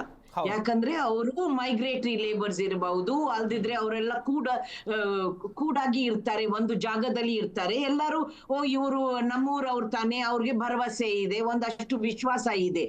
ಬಟ್ ಅವ್ರಿಗೆ ಗೊತ್ತು ಯಾರು ತಪ್ಪು ಮಾಡಿದ್ದಾರೆ, ಯಾರು ರೇಪ್ ಮಾಡಿದ್ದಾರೆ, ಬಲಾತ್ಕಾರ ಮಾಡಿದ್ದಾರೆ, ಅವ್ರನ್ನ ಯಾರು ಹಿಡಿಯಲ್ಲ. ಅವ್ನು ಓಡೋಗ್ಬಹುದು, ಪೊಲೀಸ್ ಎಷ್ಟು ಹಿಡ್ಕೊಳ್ತಾರೆ, ಹಿಡ್ಕೊಂಡ್ ಬಂದ್ರೆ, ಅರೆಸ್ಟ್ ಮಾಡಿ ಬಂದ್ರೆ ಕೂಡ ಅವನಿಗೆ 2-3 ವಾರ ಆದ್ಮೇಲೆ ಬೇಲ್ ಸಿಗುತ್ತೆ. ಒಂದ್ ಕಡೆ ನಾವು ಕೇಳ್ಬೇಕಾಗಿರೋದು ಪ್ರಶ್ನೆ, ನಮ್ ಕಾನೂನು ಎಷ್ಟು ಸಕ್ತವಾಗಿ ಇದೆ, ಅದು ಎನ್ಫೋರ್ಸ್ಮೆಂಟ್ ಎಷ್ಟು ಸಕ್ತವಾಗಿ ಇದೆ. ಎಲ್ಲ ಜವಾಬ್ದಾರಿ ಬೇರೆ ಪೊಲೀಸ್ ಮೇಲೆ ಇದೆಯಾ, ಆದ್ರೆ ಪ್ರಾಸಿಕ್ಯೂಷನ್ ಮತ್ತೆ ಜುಡಿಷಿಯರಿ ತಗೊಳ್ತಾರ. ಇನ್ನೊಂದು, ಆ ಮಗು ಶಾಲೆಗೆ ಹೋಗಿಲ್ಲ ಅಂದ್ರೆ ಅವರು ಮನೆಯಲ್ಲಿ ಇದ್ದಾರೆ. So department of women and child ಮತ್ತೆ ಎಜುಕೇಶನ್ ಜವಾಬ್ದಾರಿ. ಮೂರನೇದು ಅವರು ತಂದೆ ತಾಯಿ, ಅವ್ರು ಆಚೆ ಹೋಗಿ ಕೆಲಸ ಮಾಡ್ತಾ ಇದ್ದಾರೆ, ಅವ್ರು ತಿಳ್ಕೊಂಡಿದ್ದಾರೆ ಅವ್ರು ಆ ಮಗು ಅಲ್ಲಿ ಸೇಫ್ ಆಗಿ ಇದೆ, ಬೇರೆ ಮಕ್ಳು ಕೂಡ ಅಲ್ಲೇ ಇದ್ದಾರೆ ಅಂತ. ಸೊ ಇದೆಲ್ಲ ನಾನು ನೋಡ್ಬೇಕಾಗಿರೋದು ವಿಷಯ. ಆದ್ರೆ ಮಕ್ಳ ಮೇಲೆ ದೌರ್ಜನ್ಯ ಆಗೋದು ಜಾಸ್ತಿ ಆಗ್ತಾ ಇದೆ.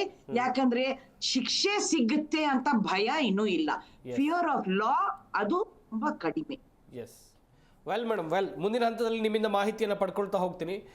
ಅಭಯಶೀಲ ಅವರೇ, ಈಗ ದಾಖಲಾಗುವಂಥ ಪ್ರಕರಣಗಳಲ್ಲಿ ನೈಜತೆ ಎಷ್ಟಿರುತ್ತೆ ಅನ್ನೋದಾಗಿ ಎಲ್ಲಾ ಪ್ರಕರಣಗಳಲ್ಲೂ ಕೂಡ ಸತ್ಯಾಂಶ ಇರುತ್ತಾ ಅಂತೇಳಿ ಒಂದಷ್ಟು ಜನ ಪ್ರಶ್ನೆಯನ್ನ ಕೇಳ್ತಾ ಇದ್ದಾರೆ. ಏನ್ ಹೇಳ್ತೀರಾ ಈ ಬಗ್ಗೆ? ಅದು ಒಂದು 20% ಸುಳ್ಳಿರ್ಬೋದು. ಯಾಕೆಂದರೆ ಕೆಲವ್ರು ಹೆದರ್ಸಕ್ಕೂ ಫೋಕ್ಸೋ ಕೇಸ್ನ ಮಿಸ್ಯೂಸ್ ಮಾಡ್ಕೋತಾ ಇದ್ದಾರೆ ಅನ್ನೋ ವಿಚಾರ ಕೂಡ ಬಂದಿದೆ. ಯಾಕೆ ಅಂತಂದರೆ, ಸನ್ಮಾನ್ಯ ಯಡಿಯೂರಪ್ಪ ಸರ್ ಅವ್ರ ಮೇಲೂ ಒಂದು ಫೋಕ್ಸೋ ಕೇಸ್ ದಾಖಲಾಯಿತು ಈ ವಿಚಾರದಲ್ಲಿ. ಅದು ಏನಾಗಿದೆ ಅನ್ನೋ ತನಿಖೆ ನಡೀತಾ ಇತ್ತು.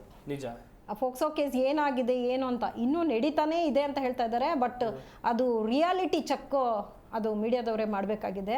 ಒಂದು 20% ಯಾರನ್ನೂ ಬಿಟ್ಟಿಲ್ಲ, ಎಂಥ ಮಿನಿಸ್ಟ್ರುಗಳನ್ನೂ ಬಿಟ್ಟಿಲ್ಲ. ಅದು ಸುಳ್ಳು ಆರೋಪ ಇರ್ಬೋದು ಅಥವಾ ನಿಜವಾಗ್ಲೂ ಆಗಿರ್ಬೋದು. ಅದು ತನಿಖೆ ಆಗಬೇಕು, ಅದು ಕಾನೂನು ರೀತಿಯಲ್ಲಿ ತನಿಖೆ ಆಗಬೇಕು.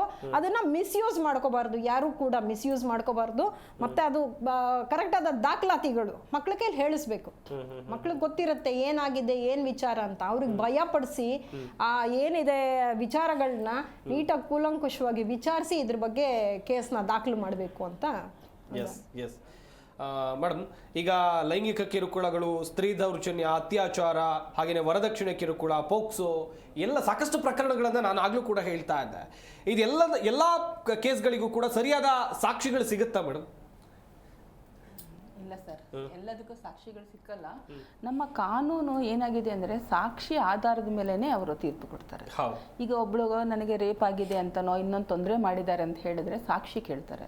ಯಾರು ವಿಡಿಯೋ ಇಟ್ಕೊಂಡು ಕುತ್ಕೊಳ್ಳಲ್ವಲ್ಲ, ತೊಂದರೆ ಆಗಿದೆ ಅಂತ. ಆಮೇಲೆ ಅದೇ ಹೆಣ್ಮಕ್ಳನ್ನ ಚುಚ್ಚಿ ಕೇಳ್ತಾರೆ, ಯಾವ ತರ ಮಾಡಿದ್ರು, ಹೇಗ್ ಬಂದು, ಎಲ್ಲಿ ಕೈ ಹಾಕಿದ್ರು, ಆ ತರ ಕೇಳಿದಾಗ ಯಾರಾದ್ರೂ ಮುಂದೆ ಬರ್ತಾರ? ಅವರು ನೊಂದಿರ್ತಾರೆ, ಅವ್ರ ಮನ್ಸಿಗೆ ನೋವಾಗಿರುತ್ತೆ, ಅದನ್ನ ಚೇಂಜ್ ಮಾಡ್ಕೋಬೇಕಾಗತ್ತೆ. ಅದೇ ಚಿಕ್ಕ ಮಗು ಅನ್ಕೊಳ್ಳಿ, ಆ ಮಗು 5 ವರ್ಷದ 6 ವರ್ಷದ ಮಗುನ ಸತತವಾಗಿ ಎಲ್ಲಾ ಕಡೆಯಿಂದನೂ ಚುಚ್ಚಿ ಕೇಳ್ತಾ ಇದ್ರೆ ಅದು ಲೈಫ್ ಲಾಂಗ್ ಮರೆಯುತ್ತಾ? ಮರೀಲಿಕ್ಕೆ ಆಗೋದಿಲ್ಲ. ಅದಕ್ಕೆ ಯಾವ ಪೇರೆಂಟ್ಸ್ನು ಹಿಂದೆ ಮುಂದೆ ನೋಡ್ತಾರೆ.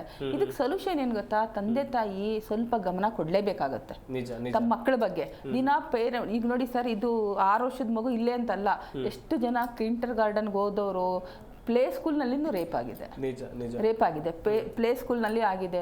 ಆಮೇಲೆ ಈಗ ಕಟ್ಟಡ ಕಾರ್ಮಿಕರು ಇರ್ತಾರೆ, ಪಾಪ ಅಪ್ಪ ಅಮ್ಮ ಇಬ್ಬರು ದುಡಿಲಿಕ್ಕೆ ಅಂತ ಬೇರೆ ಬೇರೆ ನಾರ್ತ್ ಕರ್ನಾಟಕದಿಂದನೋ ಎಲ್ಲೆಲ್ಲಿಂದನೋ ಬಂದು ಕೆಲಸ ಮಾಡ್ತಾ ಇರ್ತಾರೆ, ಮಕ್ಕಳನ್ನ ಬಿಟ್ಟು ಹೋಗಿರ್ತಾರೆ, ಆ ಮಕ್ಕಳ ಮೇಲೆ ರೇಪ್ ಆಗಿದೆ ಅಂತವ್ರು ಗಮನಕ್ಕೆ ಬಂದಿರುತ್ತೆ. ಬಟ್ ಅದಕ್ಕೆ ಪ್ರತಿಯೊಂದು ತಾಯಿನೂ ದಿನ ಸ್ಕೂಲಿಂದ ಬಂದ್ಮೇಲೆ ಮಗುಗೆ ಏನಾಗಿದೆ, ಯಾವ ತರ ಬಟ್ಟೆನ ತೆಗೆದು ಚೆಕ್ ಮಾಡಬಹುದು ಅನಿವಾರ್ಯತೆ ಇದ್ದೇ ಇದೆ. ಯಾಕೆಂದ್ರೆ ಕೆಲಸದವ್ರ ಮೇಲೆ ಬಿಟ್ಬಿಟ್ಟು ಹೋಗಿರ್ತಾರೆ, ಅವ್ರು ನೋಡ್ಕೊಳ್ಳೋಕೆ ಅವ್ರಿಗೂ ಟೈಮ್ ಇರೋದಿಲ್ಲ, ಮಗುನು ಹೇಳ್ತಾ ಇಲ್ಲ. ಪ್ರತಿಯೊಂದು ಕಣ್ಣಲ್ಲಿ ಕಣ್ಣಿಟ್ಟು ಬಿಹೇವಿಯರ್ ಚೆಕ್ ಮಾಡ್ಕೋಬೇಕು, ಧೈರ್ಯ ತುಂಬಬೇಕು. ಏನಾದ್ರೂ ಒಂದು ತೊಂದರೆ ಆಗಿದೆ ಅಂದ ತಕ್ಷಣ ಧೈರ್ಯವಾಗಿ ಎದುರಿಸ್ಬೇಕು. ಆ ಥರ ಆದ್ರೆ ಮಾತ್ರ ನಾವು ಖಂಡಿತ ಚೇಂಜ್ ಮಾಡ್ಲಿಕ್ಕೆ ಸಾಧ್ಯ ಆಗತ್ತೆ. ಅಂಥವ್ರಿಗೆ ಸಮಾಜದಲ್ಲಿ ಎಲ್ಲರೂ ಸೇರಿ ಚೆನ್ನಾಗಿ ಶಿಕ್ಷೆನೂ ಕೊಡ್ಬೇಕಾಗತ್ತೆ. Well madam, well Brinda madam, ಈಗ ಅತ್ಯಾಚಾರ ಪ್ರಕರಣದ ತನಿಖೆಯನ್ನ ಪೊಲೀಸರು ಮಾಡುವಂತ ಸಂದರ್ಭದಲ್ಲಿ ಸರಿಯಾದ ಮಾರ್ಗಸೂಚಿಗಳನ್ನ ಅನುಸರಿಸ್ತಾ ಇದಾರ? ಈಗ ಪೋಕ್ಸೋ ಪ್ರಕರಣದ ತನಿಖೆಯನ್ನ ಮಾಡುವಂತ ಸಂದರ್ಭದಲ್ಲಿ ಪೊಲೀಸರು ಒಂದ್ ವೇಳೆ ಆ ಮಗುವನ್ನ ವಿಚಾರಣೆ ಮಾಡುವಂತ ಸಂದರ್ಭದಲ್ಲಿ ಯೂನಿಫಾರ್ಮ್ ನಲ್ಲಿ ಹೋದ್ರೆ ಮಗುವಿನ ಮೇಲೆ ಅಥವಾ ಆಕೆಯ ಫ್ಯೂಚರ್ ಮೇಲೆ ಪರಿಣಾಮ ಬೀರುತ್ತೆ ಅನ್ನೋದಾಗಿ ಸಿವಿಲ್ ಡ್ರೆಸ್ ನಲ್ಲಿ ಹೋಗ್ಬೇಕು. ಹೀಗೆ ಒಂದಷ್ಟು ಮಾರ್ಗಸೂಚಿಗಳು ಇವೆ ತನಿಖೆ ಮಾಡೋಕ್ಕೂ ಕೂಡ. ಅದೆಲ್ಲವೂ ಕೂಡ ಫಾಲೋ ಆಗ್ತಾ ಇದೆಯಾ ಹೇಗೆ ಮೇಡಮ್? ಸುಮಾರು ಸತಿ ನಾವು ನೋಡ್ತೀವಿ ಅವರು ಫಾಲೋ ಮಾಡಲ್ಲ. ಯಾಕಂದ್ರೆ ಪಾಕ್ಸೋ ಕಾನೂನ ನಾವು ನೋಡಿದ್ರೆ ಆ ಒಂದು ಮಾಹಿತಿ ಸಿಕ್ಕ ತಕ್ಷಣ ಕಾನೂನು ಅಡಿದಲ್ಲಿನೇ ಸಪೋರ್ಟ್ ಪರ್ಸನ್ ಅಂತ ಕಾನೂನು ಹೇಳ್ತಾ ಇದ್ದಾರೆ. ಆ ಸಪೋರ್ಟ್ ಪರ್ಸನ್ ಯಾರು ಇರ್ಬೇಕು? ಯಾರಾದ್ರೂ NGO ಇರಬಹುದು, ಇಲ್ದಿದ್ರೆ ಕೌನ್ಸಿಲರ್ ಇರಬಹುದು. ಆ ಮಗು ಭಾಷೆದಲ್ಲಿ ಮಾತಾಡಿ ಅರ್ಥ ಮಾಡಿಸ್ಕೊಡೋದು ಅಂತ ಒಂದು ಜನ ಅಂತ ಸಪೋರ್ಟ್ ಪರ್ಸನ್ ಇದೆ.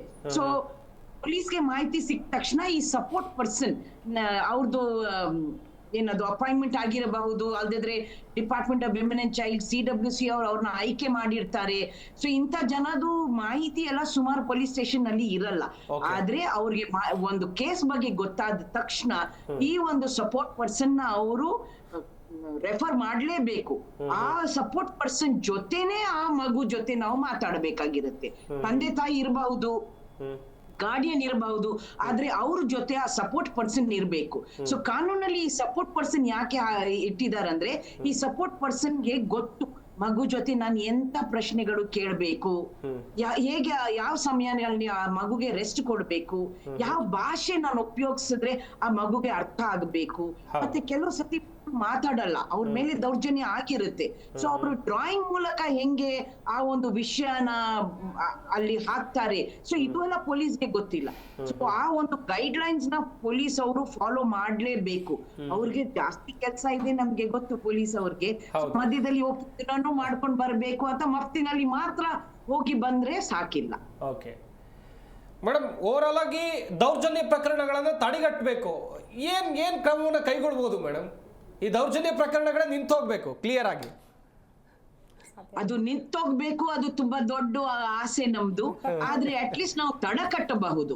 ಅದಕ್ಕೆ ಎಜುಕೇಶನ್ ಇಸ್ ಇಂಪಾರ್ಟೆಂಟ್. ನಾವು ಬೇರೆ ವೆಸ್ಟರ್ನ್ ಕಂಟ್ರೀಸ್, ಸ್ಕ್ಯಾಂಡಿನೇವಿಯನ್ ಕಂಟ್ರೀಸ್ ನ ಎಲ್ಲ ನಾವು ನೋಡಿದ್ರೆ ಫಸ್ಟ್ ಸ್ಟ್ಯಾಂಡರ್ಡ್ ಇಂದ ಶುರು ಆಗ್ತಾ ಇದೆ ಈ ಒಂದು ಮಾಹಿತಿ. Good touch and bad touch. ಮತ್ತೆ ಯಾರೊಬ್ರು ಹತ್ರ ನಾವು ಹೋಗಿ ಮಾತಾಡಬೇಕು. ಎಂತ ವಿಷಯ ಆಗಿದೆ ಅಂದ್ರೇನು ಕೂಡ ಅದನ್ನ ಹೋಗಿ ಮಾತಾಡಬೇಕು. ಕ್ಲಾಸ್ 1 ಇಂದ ಶುರು ಆಗ್ತಾ ಇದೆ. ಅದು ಏನೋ ಒಂದು ನಮ್ಮ ದೇಶದಲ್ಲಿ, ರಾಜ್ಯದಲ್ಲಿ ಇದಕ್ಕೆ ಅಷ್ಟು ಗಮನ ಕೊಡ್ತಾ ಇಲ್ಲ. ವೆಲ್ ಮೇಡಮ್, ವೆಲ್ ಅಭಯಶೀಲ ಅವರೇ, ಮಹಿಳೆಯರ ಮೇಲೆ ದೌರ್ಜನ್ಯ ನಡಿಬೇಕು ಅಂತ ಹೇಳಿದ್ರೆ ಮನುಷ್ಯ ಕ್ರೂರಿ ಆಗ್ಬೇಕು. ಈ ಕ್ರೂರತ್ವ ಆತನಲ್ಲಿ ಏನಕ್ಕೆ ಬರ್ತಾ ಇದೆ? ಯಾಕಷ್ಟು ದ್ವೇಷ ಆತನಿಗೆ? ಹೆತ್ತವಳು ಹೆಣ್ಣೆ, ಹೆಂಡತಿಯೂ ಹೆಣ್ಣೆ, ಸಹೋದರಿಯೂ ಹೆಣ್ಣೆ, ಸ್ನೇಹಿತೆಯೂ ಹೆಣ್ಣೆ. ಯಾಕಿಷ್ಟು ಕೋಪ, ಯಾಕಿಷ್ಟು ದ್ವೇಷ? ಇದು ಕೋಪ ದ್ವೇಷ ಅಲ್ಲ, ಸಂಸ್ಕಾರ. ನಾನು ಹೇಳಿದ್ನಲ್ಲ, ಈಗ ಹಿಂದೂ ಸಂಸ್ಕಾರದಲ್ಲಿ ನಾವು ಇರೋದು. ಈಗ ಫಾರಿನರ್ಸ್ದು ಜಾಸ್ತಿ. ಈಗ ಮೊಬೈಲ್ನಲ್ಲಿ ಮೇಡಮ್ ಹೇಳಿದಾಗೆ ಎಲ್ಲನೂ ನಾವು ಮೊಬೈಲ್ನಲ್ಲೇ ನೋಡ್ತಾ ಇದ್ದೀವಿ. ಪ್ರತಿಯೊಂದು ನೋಡಿದಾಗ ಏನಾಗುತ್ತೆ, ಈ ಥರ ಪ್ರಕರಣಗಳು ಹೆಚ್ಚಾಗ್ತಾ ಹೋಗ್ತಾ ಇದೆ. ಅಯ್ಯೋ ಏನೂ ತೊಂದರೆ ಇಲ್ಲ, ತಪ್ಪಿಲ್ಲ, ಕಾನೂನಲ್ಲಿ ಯಾವುದೇ ರೀತಿ ಇದಿಲ್ಲ, ಯಾರಿಗೂ ನ್ಯಾಯ ಸಿಗ್ತಾ ಇಲ್ಲ. ಎಲ್ಲನೂ ಓಪನ್ ಆಗಿ ಮಾಡೋದ್ರಿಂದ ಇದು ದಿನೇ ದಿನೇ ಹೆಚ್ಚಾಗುತ್ತೆ. ಮೇಡಮ್ ಹೇಳ್ದಂಗೆ ಕಡಿವಾಣ ಹಾಕ್ಬೇಕಾಗಿದೆ. ನಾವೆಲ್ಲ ಸೇರಿ ಹೋರಾಟಗಾರರು, ಮಹಿಳಾ ಪರ ಹೋರಾಟಗಾರರು, ಏನಿದೆ ಮಕ್ಕಳ ಮೇಲೆ ಅತ್ಯಾಚಾರ ಆಗೋಂಥ ನಾವೇ ತಡೆಗಟ್ಟಿ ನಿಲ್ಲಿಸ್ಬೇಕು. ಈ ತರ ಅವೇರ್ನೆಸ್ ಪ್ರೋಗ್ರಾಮು ಹಳ್ಳಿಗಳಲ್ಲಿ, ಜಿಲ್ಲೆಗಳಲ್ಲಿ ಪ್ರತಿನಿತ್ಯ ನಡೀತಾ ಇರಬೇಕು. ಶಾಲೆಗಳಲ್ಲಿ, ಕಾಲೇಜ್ಗಳಲ್ಲಿ. ಆವಾಗ ಮಾತ್ರ ನಾವು ಇದನ್ನ ತಡೆಗಟ್ಟಬಹುದು. ಇಲ್ಲದೆ ಇದ್ರೆ ಈ ಮೊಬೈಲ್ ಮುಖಾಂತರ ಪ್ರತಿದಿನ ನಾವು ಇದೇ ಚರ್ಚೆಯಲ್ಲಿ ಭಾಗವಹಿಸಬೇಕಾಗುವಂತ ಪರಿಸ್ಥಿತಿ ಬಂದ್ಬಿಡುತ್ತೆ. ಇದಕ್ಕೆ ಕಡಿವಾಣ ಹಾಕಬೇಕು ಅಂತಂದ್ರೆ ಸರ್ಕಾರದ ನಿಯಮಗಳು, ಏನು ಮಕ್ಕಳಿಗೆ ಯಾವ ಆ್ಯಪ್ ಓಪನ್ ಮಾಡಬೇಕು, ಮತ್ತೆ ಏನು ಪ್ರಸಾರ ಮಾಡೋದಕ್ಕೆ ಪರ್ಮಿಷನ್ಸ್, ಆ್ಯಪ್ಗಳಲ್ಲಿ ಪರ್ಮಿಷನ್ಸ್ ಇದೆಲ್ಲ ಇವಾಗ ಸ್ವಲ್ಪ ಕಟ್ ಡೌನ್ಸ್ ಆಗಿದೆ. ಮುಂಚೆ ಎಲ್ಲ ತುಂಬಾನೇ ಬರ್ತಾ ಇತ್ತು ಅಸಭ್ಯವಾದದ್ದು. ಅವರು ದುಡ್ಡು ಮಾಡ್ಕೊಳ್ಳೋಕ್ಕೋಸ್ಕರ ಆ್ಯಪ್ಗಳ ಮುಖಾಂತರ ಬೇಡದೇ ಇರೋದನ್ನೇ ತೋರಿಸೋದು. ಮತ್ತು ರಿಲೇಷನ್ಶಿಪ್ಗಳಲ್ಲಿ ಬಾಂಡಿಂಗ್ ಹೆಂಗಿರಬೇಕು ಅಂತಂದರೆ ಯಾವ ಥರ ನಾವು ನೋಡಬೇಕು ಅಂದರೆ ತಂದೆ ತಾಯಿ ಚಿಕ್ಕಪ್ಪ ಚಿಕ್ಕಮ್ಮ ತಂಗಿದಿರು ಈ ವಿಚಾರಗಳನ್ನೇ ಬಿಟ್ಟು ಅವರು ದುಡ್ಡು ಮಾಡೋಕ್ಕೋಸ್ಕರ ಬೇಡದಿರೋ ವಿಚಾರಗಳನ್ನ ಮೊಬೈಲ್ಗಳಲ್ಲಿ ಹಾಕಿ ಅದನ್ನು ಒಂದು ಯೂಟ್ಯೂಬ್ ಚಾನಲ್ಗಳು ಅದಕ್ಕೆ ಫಸ್ಟು ಕಡಿವಾಣ ಹಾಕಬೇಕು. ಕಡಿವಾಣ ಹಾಕಿದಾಗ ಮೊಬೈಲ್ನಲ್ಲಿ ಬೇಕಾಗಿರೋ ಅಂಥ ವಿಚಾರಗಳು ಸ್ಟಡೀಸ್ ಬಗ್ಗೆ ಆಗಲಿ, ಅನಿಮಲ್ಸ್ಗಳ ಬಗ್ಗೆ ಆಗಲಿ, ರಿಸರ್ಚ್ ಬಗ್ಗೆ, ಸೈಂಟಿಸ್ಟ್ಗಳ ಬಗ್ಗೆ ಈ ಥರ ತೋರಿಸಿ ಪ್ರಸಾರ ಮಾಡಿ ಆ ಮಕ್ಕಳಿಗೆ ಬೇಡದೇ ಇರೋದು ಇದನ್ನ ಆ್ಯಪ್ಸನ್ನು ಡಿಲೀಟ್ ಮಾಡಿಸಿ ಮೊಬೈಲ್ಗಳಲ್ಲಿ. ಅವಾಗ ಖಂಡಿತ ನಿಜವಾಗ್ಲೂ ಮುಂದೆ ಫ್ಯೂಚರ್ಗೆ ಒಳ್ಳೆ ಮಕ್ಕಳಿಗೆ ಈ ಥರ ಒಂದು ಸನ್ನಿವೇಶ ನಾವು ನೋಡೋವಂಥ ಪರಿಸ್ಥಿತಿ ಇರಲ್ಲ.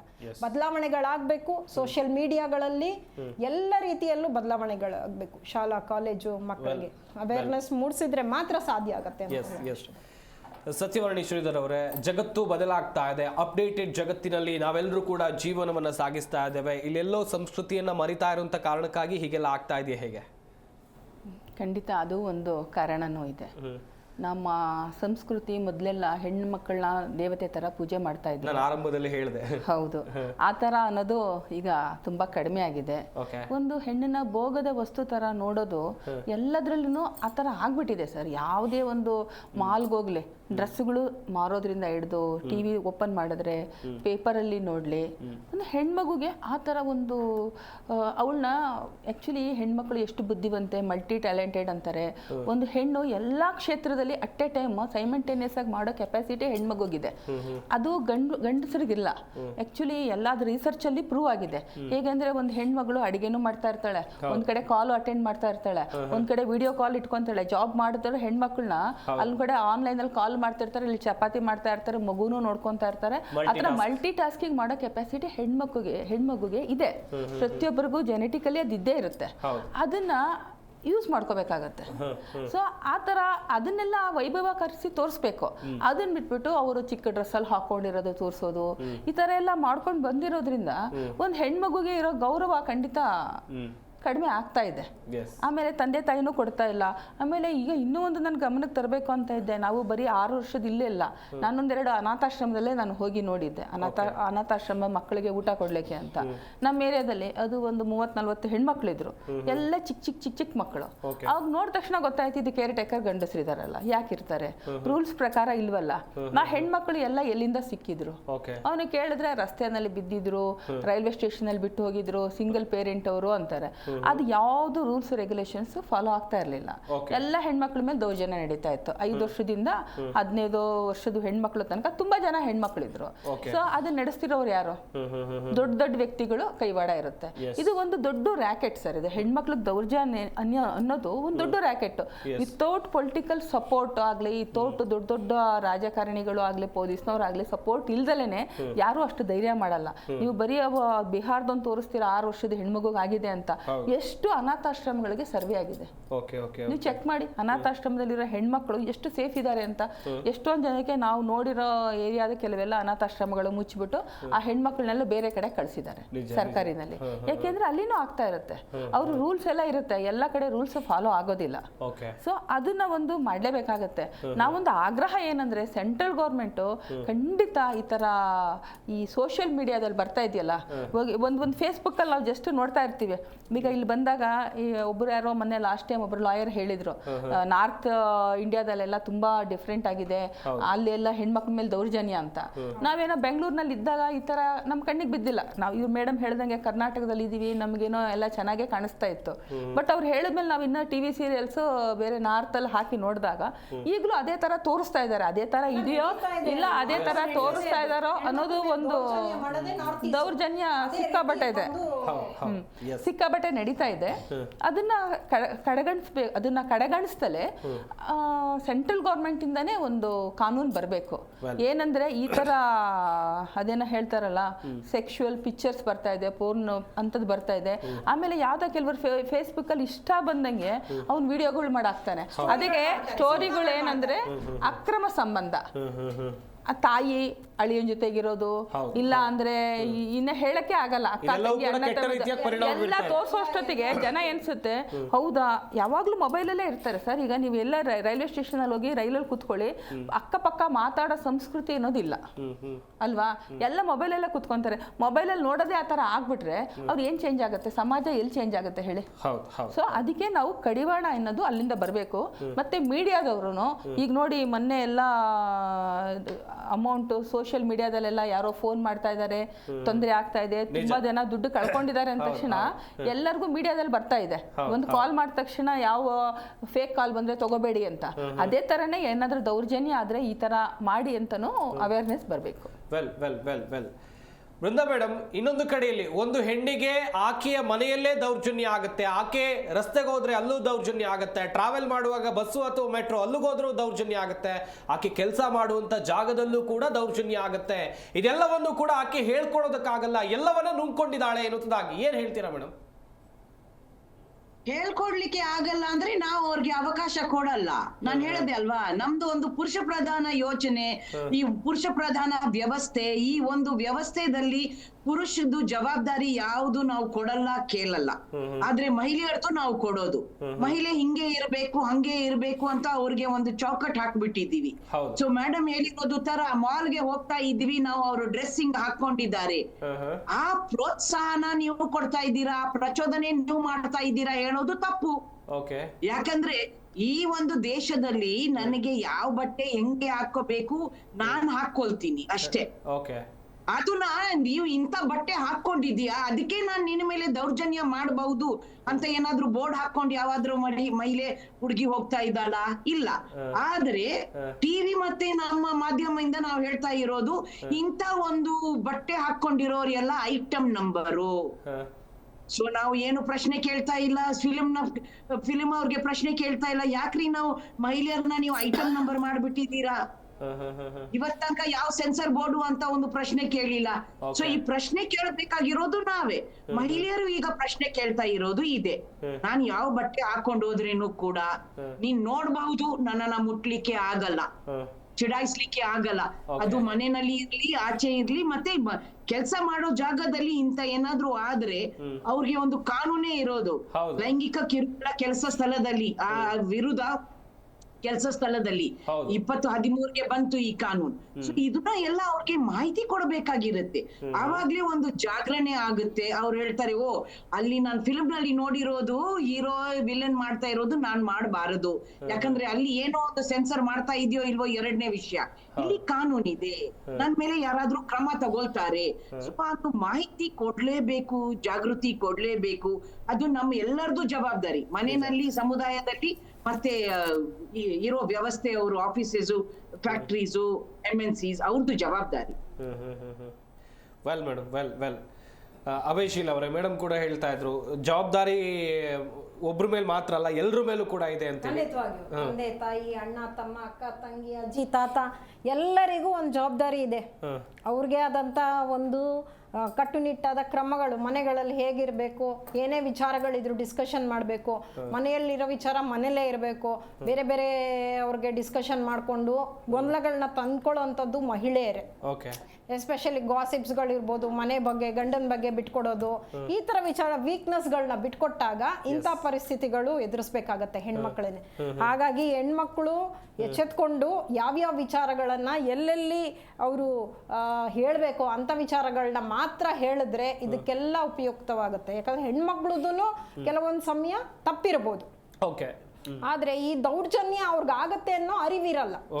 ಈ ತರದ್ದೆಲ್ಲ ಈಗ ಗಂಡನ ಬಗ್ಗೆ ಇನ್ನೊಬ್ರ ಹತ್ರ ಹೇಳೋಂಥದ್ದು, ಸೀಕ್ರೆಟ್ಗಳನ್ನ ಯಾವಾಗ ನಾವು ಬಿಟ್ಕೊಡ್ತೀವಿ ಹೊರಗಡೆಗೆ, ಅವಾಗ ಅದು ವೀಕ್ನೆಸ್ ನ ಅವ್ರು ತಗೊಂಡು ಅದನ್ನ ಮಿಸ್ಯೂಸ್ ಮಾಡ್ಕೊಂಡು ಇಂಥ ಪರಿಸ್ಥಿತಿಗಳಿಗೆ ಕಾರಣ ಆಗುತ್ತೆ.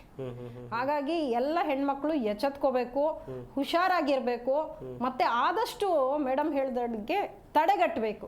ಲೈಂಗಿಕ ಕಿರುಕುಳಗಳಿರ್ಬೋದು, ದೌರ್ಜನ್ಯ ಇರ್ಬೋದು ಹೆಣ್ಮಕ್ಳ ಮೇಲೆ ಆಗುವಂಥದ್ದು, ಅದನ್ನ ಬಗ್ಗೆ ಕಾನೂನಲ್ಲೂ ಸ್ಟ್ರಿಕ್ಟ್ ಆದ ಒಂದು ರೂಲ್ಸ್ ರೆಗ್ಯುಲೇಷನ್ಸ್ ಫಾರ್ಮ್ ಆಗಬೇಕು. ಸರ್ಕಾರನೂ ಕೂಡ ಇದ್ರ ಬಗ್ಗೆ ಆಲೋಚನೆ ಮಾಡಿ ಏನ್ ತಂದ್ರೆ ಕಾನೂನಿನಲ್ಲಿ ಬದಲಾವಣೆಗಳನ್ನ ತಂದ್ರೆ ಹೇಗೆ ಸ್ಟ್ರಿಕ್ಟ್ನೆಸ್ ನಾವು ಫಾಲೋ ಮಾಡ್ಬೋದು ಅನ್ನೋದನ್ನ ಸ್ವಲ್ಪ ಕ್ರಮವಾಗಿ ಅವರು ಮಾಡಿದ್ರೆ ಎಲ್ಲ ಸ್ವಲ್ಪ ಕಡಿಮೆ ಹಣ ಹಾಕ್ಬೋದು ಅಂತ ಅನ್ಸುತ್ತೆ. ಎಸ್ ಎಸ್ ಎಸ್ ಸತ್ಯವಾಣಿ ಶ್ರೀಧರ್ ಅವರೇ, ಹೆಣ್ಣು ಮಕ್ಕಳಿಗೆ ಎಷ್ಟರ ಮಟ್ಟಿಗೆ ಸೇಫ್ ಇಲ್ಲ ಅಂತ ಹೇಳಿದ್ರೆ, ಒಂದು ಕಂಪ್ಲೇಂಟ್ ಕೊಡೋಕೆ ಹೋದಂಥ ಹೆಣ್ಣು ಮಗಳ ಮೇಲೆ ಪೊಲೀಸ್ ಠಾಣೆಯಲ್ಲಿ ಅತ್ಯಾಚಾರ ಆಗುತ್ತೆ. ಇತ್ತೀಚೆಗಷ್ಟೇ ನೋಡಿದ್ವಿ ನಾವು ಆ ಪ್ರಕರಣವನ್ನು. ಇಷ್ಟರ ಮಟ್ಟಿಗೆ ಸುರಕ್ಷತೆ ಇಲ್ಲ ಅಂತ ಹೇಳಿದ್ರೆ ಇನ್ನೆತ್ತ ಸಾಗುತ್ತೆ? ರಕ್ಷಿಸಬೇಕಾದವರೇ ಭಕ್ಷಿಸುವಂಥ ಕೆಲಸವನ್ನು ಮಾಡಿದರೆ ನಡೀತಾ ಇದೆ ಸರ್. ಅದನ್ನೇ ನಾನು ಹೇಳ್ತಾ ಇರೋದು. ಏನಂದ್ರೆ ನಮಗೆ ಈ ರಿಪೋರ್ಟ್ಗಳು ನೋಡಿ ಇಷ್ಟೇ ಪರ್ಸೆಂಟ್ ಅಂತ ಹೇಳಕ್ ಆಗಲ್ಲ. ಯಾಕೆಂದ್ರೆ ಪೊಲೀಸ್ ಸ್ಟೇಷನ್ಗೆ ಹೋದ ತಕ್ಷಣ ನಮಗೆ ಸೇಫ್ಟಿ ಆಗಿ ಇರ್ತೀವಿ ಅಂತ 100% ಗ್ಯಾರಂಟಿ ಸಿಗ್ತಾ ಇಲ್ಲ. ಕೆಲವು ಪೊಲೀಸ್ನವ್ರು ಒಳ್ಳೆಯವರಿದ್ದಾರೆ. ಇವಾಗೆಲ್ಲ ಹೆಣ್ಮಕ್ಳಿಗೆಲ್ಲ ಚೆನ್ನಾಗಿ ನೋಡ್ತಾ ಇದ್ದಾರೆ. ತುಮಕೂರು ಅವ್ರದ್ದು ಆಯ್ತಲ್ಲ ಪ್ರಕರಣ, ಅವ್ರಿಗೆ ಏನ್ ಆಕ್ಷನ್ ತಗೊಂಡಿದ್ದಾರೆ ಸರ್? ಒಂದು ದಿವಸ ಸಸ್ಪೆಂಡ್ ಮಾಡಿದ್ರ ಅಷ್ಟೇ, ಮತ್ತೆ ತಿರ್ಗಾ ಅವರು ದುಡ್ಡು ಕೊಟ್ಟು ಮತ್ತೆ ವಾಪಸ್ ಬರ್ತಾರೆ. ಎಲ್ಲಿ ಸಿಗುತ್ತೆ ನ್ಯಾಯ? ಮತ್ತೆ ಅದನ್ನೇ ಅವ್ರನ್ನ ಒಂದು ಕಠಿಣವಾಗಿ ಅವ್ರಿಗೆ ಶಿಕ್ಷೆ ಆಗಿದೆ ಅಂತ ಹೇಳಿ ಘೋಷಣೆ ಮಾಡಿದ್ರೆ ಎಲ್ಲರಿಗೂ ಎಷ್ಟು ಖುಷಿ ಆಗ್ತಾ ಇತ್ತು. ಆ ರೀತಿ ಕಾನೂನು ಬರ್ಬೇಕು. ಇಲ್ಲ ಇದು ಪೊಲೀಸ್ ಸ್ಟೇಷನ್ ಅಲ್ಲಿನೂ ಎಲ್ಲ ಪೊಲೀಸ್ನವ್ರಿಗೂ ಇಲ್ಲ. ಮತ್ತೆ ನಾನು ಹೇಳಿದ್ನಲ್ಲ, ಎಲ್ಲದಕ್ಕೂ ಕಾರಣ ಒಂದು ಭ್ರಷ್ಟಾಚಾರ ಅಂತ ಒಂದಿದೆ. ಅವ್ನು ಏನೋ ಒಂದು ರೇಪ್ ಕೇಸಲ್ಲಿ ಸಿಕ್ಕೊಂಡ, ಅವ್ನು ಶ್ರೀಮಂತರ ಮಕ್ಕಳಾಗಿದ್ರೆ ಅನ್ಕೊಳ್ಳಿ, ದುಡ್ಡು ಕೊಟ್ಬಿಟ್ಟು ಮುಚ್ಚಿಸ್ಬೋದು, ಅದೂ ಇದೆ. ಅದರಿಂದನೂ ನಮಗೆ ಹೆಣ್ಮಕ್ಳಿಗೆ 100% ನ್ಯಾಯ ಸಿಗ್ತಾ ಇಲ್ಲ. ಆಮೇಲೆ ಇನ್ನೂ ಒಂದು ಏನಂದ್ರೆ, ಈ ಹೆಣ್ಮಕ್ಳು ತಿಳ್ಕೊಬೇಕಾಗತ್ತೆ. ಈಗ ಫಿಲಮಲ್ಲಿ ನೋಡಿರೋದಾಗ್ಲಿ, ಅವ್ರು ಹಾಕೊಂಡಿರೋ ಡ್ರೆಸ್ಗಳು ನೋಡ್ಕೊಂಡು ನಾವು ಅದೇ ತರ ಹೋಗ್ತಾರೆ ಸೇಫ್ ಆಗಿರ್ತೀವಿ ಅಂತ ಅಲ್ಲ. ಯಾಕೆಂದ್ರೆ ಅವರು ಈಗ ನೋಡಿ ತುಂಬಾ ದೊಡ್ಡ ಮನೆಯವ್ರು ಇರ್ತಾರೆ, ಅವ್ರಿಗೆಲ್ಲ ಕಾರಲ್ಲೇ ಬರ್ತಾರೆ. ಅವ್ರು ಹೋಗೋ ಸಮಾಜ ಬೇರೆ, ಅವ್ರಿರೋ ಕಲ್ಚರ್ ಬೇರೆ. ಅದನ್ನ ನೋಡ್ಕೊಂಡು ನಾವು ಅದೇ ತರ ಡ್ರೆಸ್ಗಳು ಹಾಕೊಂಡು BMTC ಬಸ್ಸಲ್ಲಿ ಹೋಗ್ತೀವಿ ಅಂದಾಗ ನಮ್ಮ ಸೇಫ್ಟಿ ಬಗ್ಗೆನೂ ನಾವು ನೋಡ್ಕೋಬೇಕಾಗತ್ತೆ. ಒಂದು ಹೆಣ್ಮಕ್ಳಿಗೆ ನಾವು ಹಳೆ ಕಾಲದಲ್ಲಿ ಹೇಳ್ತಾ ಇದ್ರು ಏನಂದ್ರೆ, ಒಂದು ಬಾಳೆ ಎಲೆ ತರ ಇದು ಮುಳ್ಳ ಮೇಲ್ ಬಿದ್ರೆ ಮುಳ್ಳಿಗೆ ತೊಂದ್ರೆ ಬಟ್ಟೆ ಬಿದ್ರು ಹರಿಯೋದು ಬಟ್ಟೆನೆ ಅಥವಾ ಅದೇ ತರನೇ ನಮ್ ಸೇಫ್ಟಿ ನಾವು ನೋಡ್ಕೋಬೇಕಾಗತ್ತೆ. ಫಸ್ಟ್ ನಾವು ಅದೇನ ಹೇಳ್ತಾರಲ್ಲ, ತಲೆ ಗಟ್ಟಿ ಇದೆ ಅಂದ್ಬಿಟ್ಟು ಚಚ್ಕೊಳಕ್ ಆಗಲ್ಲ. ಬಟ್ ನಾವು ಸುರಕ್ಷಿತವಾಗಿ ಫಸ್ಟ್ ಇರ್ಬೇಕಾಗತ್ತೆ. ಏನಾದ್ರೂ ಒಂದ್ ಸ್ವಲ್ಪ ತಪ್ಪಾಗಿದ್ರೆ ಗಮನಿಸ್ಬೇಕಾಗತ್ತೆ. ಇನ್ನೂ ಒಂದು ಮೇಡಮ್ ಹೇಳ್ದಂಗೆ ನಮ್ಮ ವೀಕ್ನೆಸ್ಗಳು ಬಿಟ್ಕೊಡ್ಬಾರ್ದು. ಈಗ ಆಫೀಸಲ್ಲಿ ದೌರ್ಜನ್ಯ ಯಾಕಾಗುತ್ತೆ ಅಂದ್ರೆ, ಒಂದು ಪ್ರಮೋಷನ್ ಕೊಡ್ತೀವೋ ಇಲ್ಲ ನಿಮ್ಗೆ ಇನ್ನೊಂದು ಇನ್ಕ್ರಿಮೆಂಟ್ ಕೊಡ್ತೀವೋ ಅಂತ ಅವ್ರೇನಂದ್ರೆ, ಇವರು ಮನೆಯಲ್ಲಿ ಕಷ್ಟ ಇದೆ, ಇನ್ನೇನೋ ತೊಂದರೆ ಇದೆ ಅಂತ ತಿಳ್ಕೊಂಡ್ಬಿಟ್ಟು ಅವರು ದೌರ್ಜನ್ಯ ಮಾಡ್ಲಿಕ್ಕೆ ಮುಂದೆ ಬರ್ತಾರೆ. ಅದನ್ನೆಲ್ಲ ತಿಳ್ಕೊಂಡಿರ್ಬೇಕಾಗತ್ತೆ. ಮತ್ತೆ ಒಂದು ಹೆಣ್ಮಕ್ಳು ಇನ್ನೊಬ್ರು ಹೆಣ್ಮಕ್ಳ ಬಗ್ಗೆನೂ ಸ್ವಲ್ಪ ಅದೇನ ಹೆಣ್ಣು ಶತ್ರು ಅಂತಾನು ಇರ್ತಾರಲ್ಲ, ಅದನ್ನ ಸ್ವಲ್ಪ ಚೇಂಜ್ ಆಗ್ಬೇಕಾಗತ್ತೆ. ಯಾಕೆಂದ್ರೆ ನಮ್ಮ ಹೆಣ್ಮಕ್ಳು ಕುಲನ ನಾವೇ ಕಾಪಾಡ್ಕೋಬೇಕು. ಅದ್ ಬಿಟ್ಬಿಟ್ಟು ಅವ್ರ ಮನೇಲಿ ಹೆಣ್ಮಗುಗೆ ತೊಂದರೆ ಆಯ್ತಲ್ಲ ಬಿಡು ಅಂದಲೆ ಎಲ್ಲರೂ ಒಂದು ಸಹಬಾಳ್ವೆಯಿಂದ ಒಂದು ಚೆನ್ನಾಗಿ ಬಂದ್ರೆ ಒಂದು ಸಮಾಜ ಚೇಂಜ್ ಆಗುತ್ತೆ ಅಂತ. ಎಸ್ ವೃಂದಾ ಮೇಡಮ್, ಕೊನೆಯದಾಗಿ ಏನ್ ಹೇಳ್ತೀರಾ ಮೇಡಮ್? ಈ ದೌರ್ಜನ್ಯಗಳನ್ನ ತಡೆಗಟ್ಟಬೇಕು, ಮಹಿಳೆಯರು ಕೂಡ ಒಂದಷ್ಟು ಸುರಕ್ಷಿತ ಮಾರ್ಗಗಳನ್ನ ಅವರು ಕೂಡ ಕಂಡುಕೊಳ್ಬೇಕು. ಏನ್ ಹೇಳ್ತೀರಾ ಓವರ್ ಆಲ್ ಈ ಪ್ರಕರಣಗಳನ್ನ ಅಥವಾ ಈ ಚರ್ಚೆಗಳನ್ನ ನೋಡ್ತಾ ಹೋದಂತ ಸಂದರ್ಭದಲ್ಲಿ? ಪುರುಷಗೆ ಕಂಟ್ರೋಲ್ ಕೊಡಬಹುದಾ? ಪುರುಷ ಕೂಡ ಹೀಗೆ ನಡ್ಕೊಂಡು ಹೋಗಬೇಕು ಅಂತ ಹೇಳಬಹುದಾ? ಪುರುಷಗೆ ಕೂಡ ನಾವು ಹೇಳಬಹುದಾ, ನಿಮಗೆ ಯಾರು ಅಧಿಕಾರ ಕೊಟ್ಟಿಲ್ಲ, ನೀವು ಪುರುಷು, ಅದಕ್ಕೆ ನೀವು ಯಾರ ಮೇಲೆ ಬೇಕಾದ್ರೂ ಕೈ ಹಾಕಬಹುದು, ಬಿಸಿಲ್ ಮಾಡಬಹುದು, ಕಣ್ಣು ಹಾಕಬಹುದು, ದೌರ್ಜನ್ಯ ಮಾಡಬಹುದು ಅಂತ ಯಾರು ನಿಮ್ಗೆ ಈ ಅಧಿಕಾರ ಕೊಟ್ಟಿಲ್ಲ ಅಂತ ಪುರುಷರಿಗೆ ನಾವು ಎಂಪವರ್ಮೆಂಟ್ ಮಾಡುವ. ಮಹಿಳೆಯರದು ಎಂಪವರ್ಮೆಂಟ್ ಆಗ್ತಾ ಇದೆ.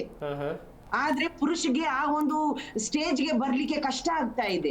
ಅವ್ರಿಗೆ ಮಹಿಳೆಯರು ಇಷ್ಟು ಸ್ಟೇಜ್ಗೆ ಬಂದ್ಬಿಟ್ಟಿದಾರ, ಇಷ್ಟು ಕೊಬ್ಬುನ, ಇಷ್ಟು ಒಂದು ಅಡ್ವಾನ್ಸ್ ನಾನ್ ತೋರಿಸ್ತೀನಿ. ಸೊ ಆ ತೋರಿಸ್ತೀನಿ ಒಂದು ಹೇಟ್ರೆಡ್ ಮತ್ತೆ ರಿವೆಂಜ್ ಆಗ್ಬಿಟ್ಟಿದೆ. ಆ ಹೇಟ್ರೆಡ್ ರಿವೆಂಜ್ ನ ತೆಗಿಬೇಕಾಗಿದ್ರೆ ನಾವು ಅವ್ರಿಗೆ ಎಜುಕೇಶನ್ ಕೊಡ್ಲೇಬೇಕು. ಅದು ಜೊತೆ ಫಿಯರ್ ಆಫ್ ಲಾ. ನಾನು ಇನ್ನೊಬ್ರ ಮೇಲೆ ಒಂದು ಅಪರಾಧ ಮಾಡಿದೀನಿ, ಅವ್ರ ಮೇಲೆ ದೌರ್ಜನ್ಯ ಮಾಡಿದೀನಿ, ಅವ್ರ ಹಕ್ಕನ್ನ ಕಿತ್ಕೊಂಡ್ಬಿಟ್ಟಿದೀನಿ, ನನ್ನ ಮೇಲೆ ಶಿಕ್ಷೆ ಆಗುತ್ತೆ, ನನಗೆ ಏನಾದ್ರು ಒಂದು ಕ್ರಮ ತಗೋತಾರೆ ಸರ್ಕಾರ ಅವರು, ಪೊಲೀಸ್ ಅವರು, ಕೋರ್ಟ್ ಅವರು ತಗೋತಾರಂತ ಆ ಒಂದು ಅಷ್ಟೊಂದು ಭಯ ಇರಬೇಕು. ಈಗ ನಾವು ಸ್ವಾಭಿಮಾನ ಇದೆಯಾ ನಿಮ್ ಮನೆಯಲ್ಲಿ, ಅಕ್ಕ ತಂಗಿ ಇಲ್ವಾ ಆ ಪ್ರಶ್ನೆ, ಅದು dialogue, all old dialogue that is from the movies. ಅದು ನಾವು ಮಾಡಬಾರದು. ನನ್ನ ಮನೆಯಲ್ಲಿನೇ ನಾನು ಮರ್ಯಾದೆ ಕೊಡ್ತಾ ಇಲ್ಲ ನನ್ನ ಅಕ್ಕ ತಂಗಿಗೆ, ಅದು ನಿಮಗೆ ಗೊತ್ತಿಲ್ಲ. ಆ ಒಂದು ಪ್ರಶ್ನೆಗಳನ್ನ ಕೇಳ್ಬಿಟ್ಟು ನೀನ್ ಮನೆಯಲ್ಲಿ ಕೊಡ್ತಾ ಇದೆಯೋ ಇಲ್ವಪ್ಪ, ಅದು ಎರಡನೇ ವಿಷಯ. ಆಚೆ ನೀನ್ ಕೊಡ್ಲೇಬೇಕು. So you are the danger to women. So ನಿಮ್ಮ ಮೇಲೆ ನಾವು ಒಂದು ಕಟ್ಟುಪಾಡು ಹಾಕುವ. ನೀವು ಇಂಥ ಡ್ರೆಸ್ ಹಾಕೊಂಡು ಹೋಗ್ಬೇಡ, ಅದಕ್ಕೆ ಅವ್ರು ನಿಮ್ ಮೇಲೆ ಹಿಂಗ್ ಮಾಡ್ತಾರೆ ಅಂತ ಹೇಳಿದ್ರೆ ಅವ್ರಿಗೆ ನಾವು ಇನ್ನೂ ಪ್ರೋತ್ಸಾಹ ಮಾಡ್ತಾ ಇದ್ದೀವಿ. ಇಂಥ ಡ್ರೆಸ್ ಯಾರಾದ್ರೂ ಹಾಕೊಂಡ್ ಬಂದ್ರೆ ನೀನ್ ಹಿಂಗ್ ಮಾಡ್ಬಹುದು ಅಂತ ಒಂದು ಸೈಲೆಂಟ್ ಮೆಸೇಜ್ ಕೊಡ್ತಾ ಇದ್ದೀವಿ. ಅದು ತಪ್ಪು. ನಾವು ಪುರುಷ ಪ್ರಧಾನ ಯೋಜನೆಯಲ್ಲಿ ನಾವು ಮಹಿಳೆಯರು ಈ ಪುರುಷ ಪ್ರಧಾನ ಯೋಜನೆಗೆ ಜಾಸ್ತಿ ಒಂದು ಪ್ರೋತ್ಸಾಹ ಕೊಡ್ತಾ ಇದೀವಿ, ನಾವೇ ಅದನ್ನ ನಡ್ಸ್ಕೊಂಡು ಹೋಗ್ತೀವಿ. ಅದಕ್ಕೆ ಇದು ತಪ್ಪು. ಏನ್ ಜವಾಬ್ದಾರಿ ಮಹಿಳೆ ಹುಡುಗಿ ಮೇಲೆ ಹಾಕ್ತೀವಿ, ಅದೇ ಜವಾಬ್ದಾರಿ ಹುಡುಗ ಪುರುಷ ಮೇಲೇನೆ ಹಾಕುವ. ಯಾಕಂದ್ರೆ ನಾವು ಜೊತೆಯಾಗಿ ನಮ್ಮ ಜವಾಬ್ದಾರಿ ಸುರಕ್ಷಿತವಾಗಿ ಇರಕ್ಕೆ, ಮತ್ತೆ ಸುರಕ್ಷಿತವಾಗಿ ಇನ್ನೊಬ್ರನ್ನ ಬಾಳ್ ಬಿಡ್ಲಿಕ್ಕೆ ನಮ್ಮ ಜವಾಬ್ದಾರಿ. ಯಾರು ಹೇಳಕ್ ಆಗಲ್ಲ no she is my sister, ಆದ್ರೆ ನಿಮ್ ಸಿಸ್ಟರ್ ನನಗೆ ಸಿಸ್ಟರ್ ಇಲ್ಲ ಅಂತ. ಸಾಕಷ್ಟು ವಿಚಾರಗಳ ಕುರಿತು ಮಾಹಿತಿಯನ್ನು ಕೊಟ್ರಿ. ನಮ್ಮ ಈ ಚರ್ಚಾ ಕಾರ್ಯಕ್ರಮದಲ್ಲಿ ಭಾಗಿಯಾದಂಥ ಬೃಂದಾ ಅಡಿಗ ಅವರು, ಅಭಯಶೀಲ ಅವರು, ಸತ್ಯವಾಣಿ ಶ್ರೀಧರ್ ಅವರು, ಎಲ್ಲರಿಗೂ ಕೂಡ ಧನ್ಯವಾದಗಳು ಸಾಕಷ್ಟು ಮಾಹಿತಿಯನ್ನು ಕೊಟ್ಟಿದ್ದಕ್ಕಾಗಿ. ನೋಡಿದ್ರಲ್ಲ ವೀಕ್ಷಕರೇ, ಮಹಿಳೆಯರ ಮೇಲಿನ ದೌರ್ಜನ್ಯ ಬೆಂಗಳೂರಿನಲ್ಲಿ ಹೆಚ್ಚುತ್ತಾ ಇದೆ ಎನ್ನುವಂಥ ವಿಚಾರವಾಗಿ ನಾವು ಚರ್ಚೆಯನ್ನು ಮಾಡಿದ್ವಿ. ಎಷ್ಟರ ಮಟ್ಟಿಗೆ ಯಾವೆಲ್ಲ ಕಾರಣಕ್ಕೆ ಏನೆಲ್ಲ ಆಗ್ತಾ ಇದೆ, 6 ವರ್ಷದ ಬಾಲಕಿ ಮೇಲೆ ಅತ್ಯಾಚಾರ ನಡೆಯುತ್ತೆ ಅಂತ ಹೇಳಿದ್ರೆ ಇವರೇನು ಮನುಷ್ಯರ ಮೃಗಗಳ ಎನ್ನುವಂಥದ್ದಾಗಿ ಪ್ರಶ್ನೆಗಳು ಸರ್ವೇ ಸಾಮಾನ್ಯವಾಗಿ ಹುಟ್ಟುಕೊಳ್ಳುತ್ತೆ. ಶಿಕ್ಷಣದ ಅರಿವು ಕೊಡುವಂಥ ಅಗತ್ಯ ಇದೆಯಾ? ಬುದ್ಧಿ ಬಂದವರೇ ಇಂಥ ಕೆಲಸ ಮಾಡುವಾಗ ಏನು ತಿನ್ನಬೇಕು, ಏನು ಮಾಡಬೇಕು ಎಲ್ಲವೂ ಗೊತ್ತಿರುತ್ತೆ, ಆದರೆ ಇಂಥ ಕೆಲಸ ಮಾಡಬಾರ್ದು ಅಂತ ಗೊತ್ತಿದ್ರು ಮಾಡ್ತಾರಲ್ಲ, ಇಂಥವ್ರಿಗೆ ಏನು ಹೇಳೋದು ಎನ್ನುವುದಾಗಿ ಒಂದಷ್ಟು ಆಕ್ರೋಶಗಳು ವ್ಯಕ್ತವಾಗ್ತಾ ಇದೆ. ಇನ್ನಾದರೂ ಕಡಿವಾಣ ಹಾಕಬೇಕು, ನಮ್ಮ ಬೆಂಗಳೂರು ಮಹಿಳೆಯರ ಪಾಲಿಗೆ ಸೇಫ್ ಸಿಟಿ ಆಗಬೇಕು ಅಂತ ಹೇಳ್ತಾ ಈ ಚರ್ಚಾ ಕಾರ್ಯಕ್ರಮವನ್ನು ಮುಗಿಸ್ತಾ ಇದ್ದೀವಿ. ನೋಡ್ತಾ ಇರಿ ಜಿ ಕನ್ನಡ ನ್ಯೂಸ್, ಸತ್ಯವೇ ಸುದ್ದಿಯ ಜೀವಾಳ.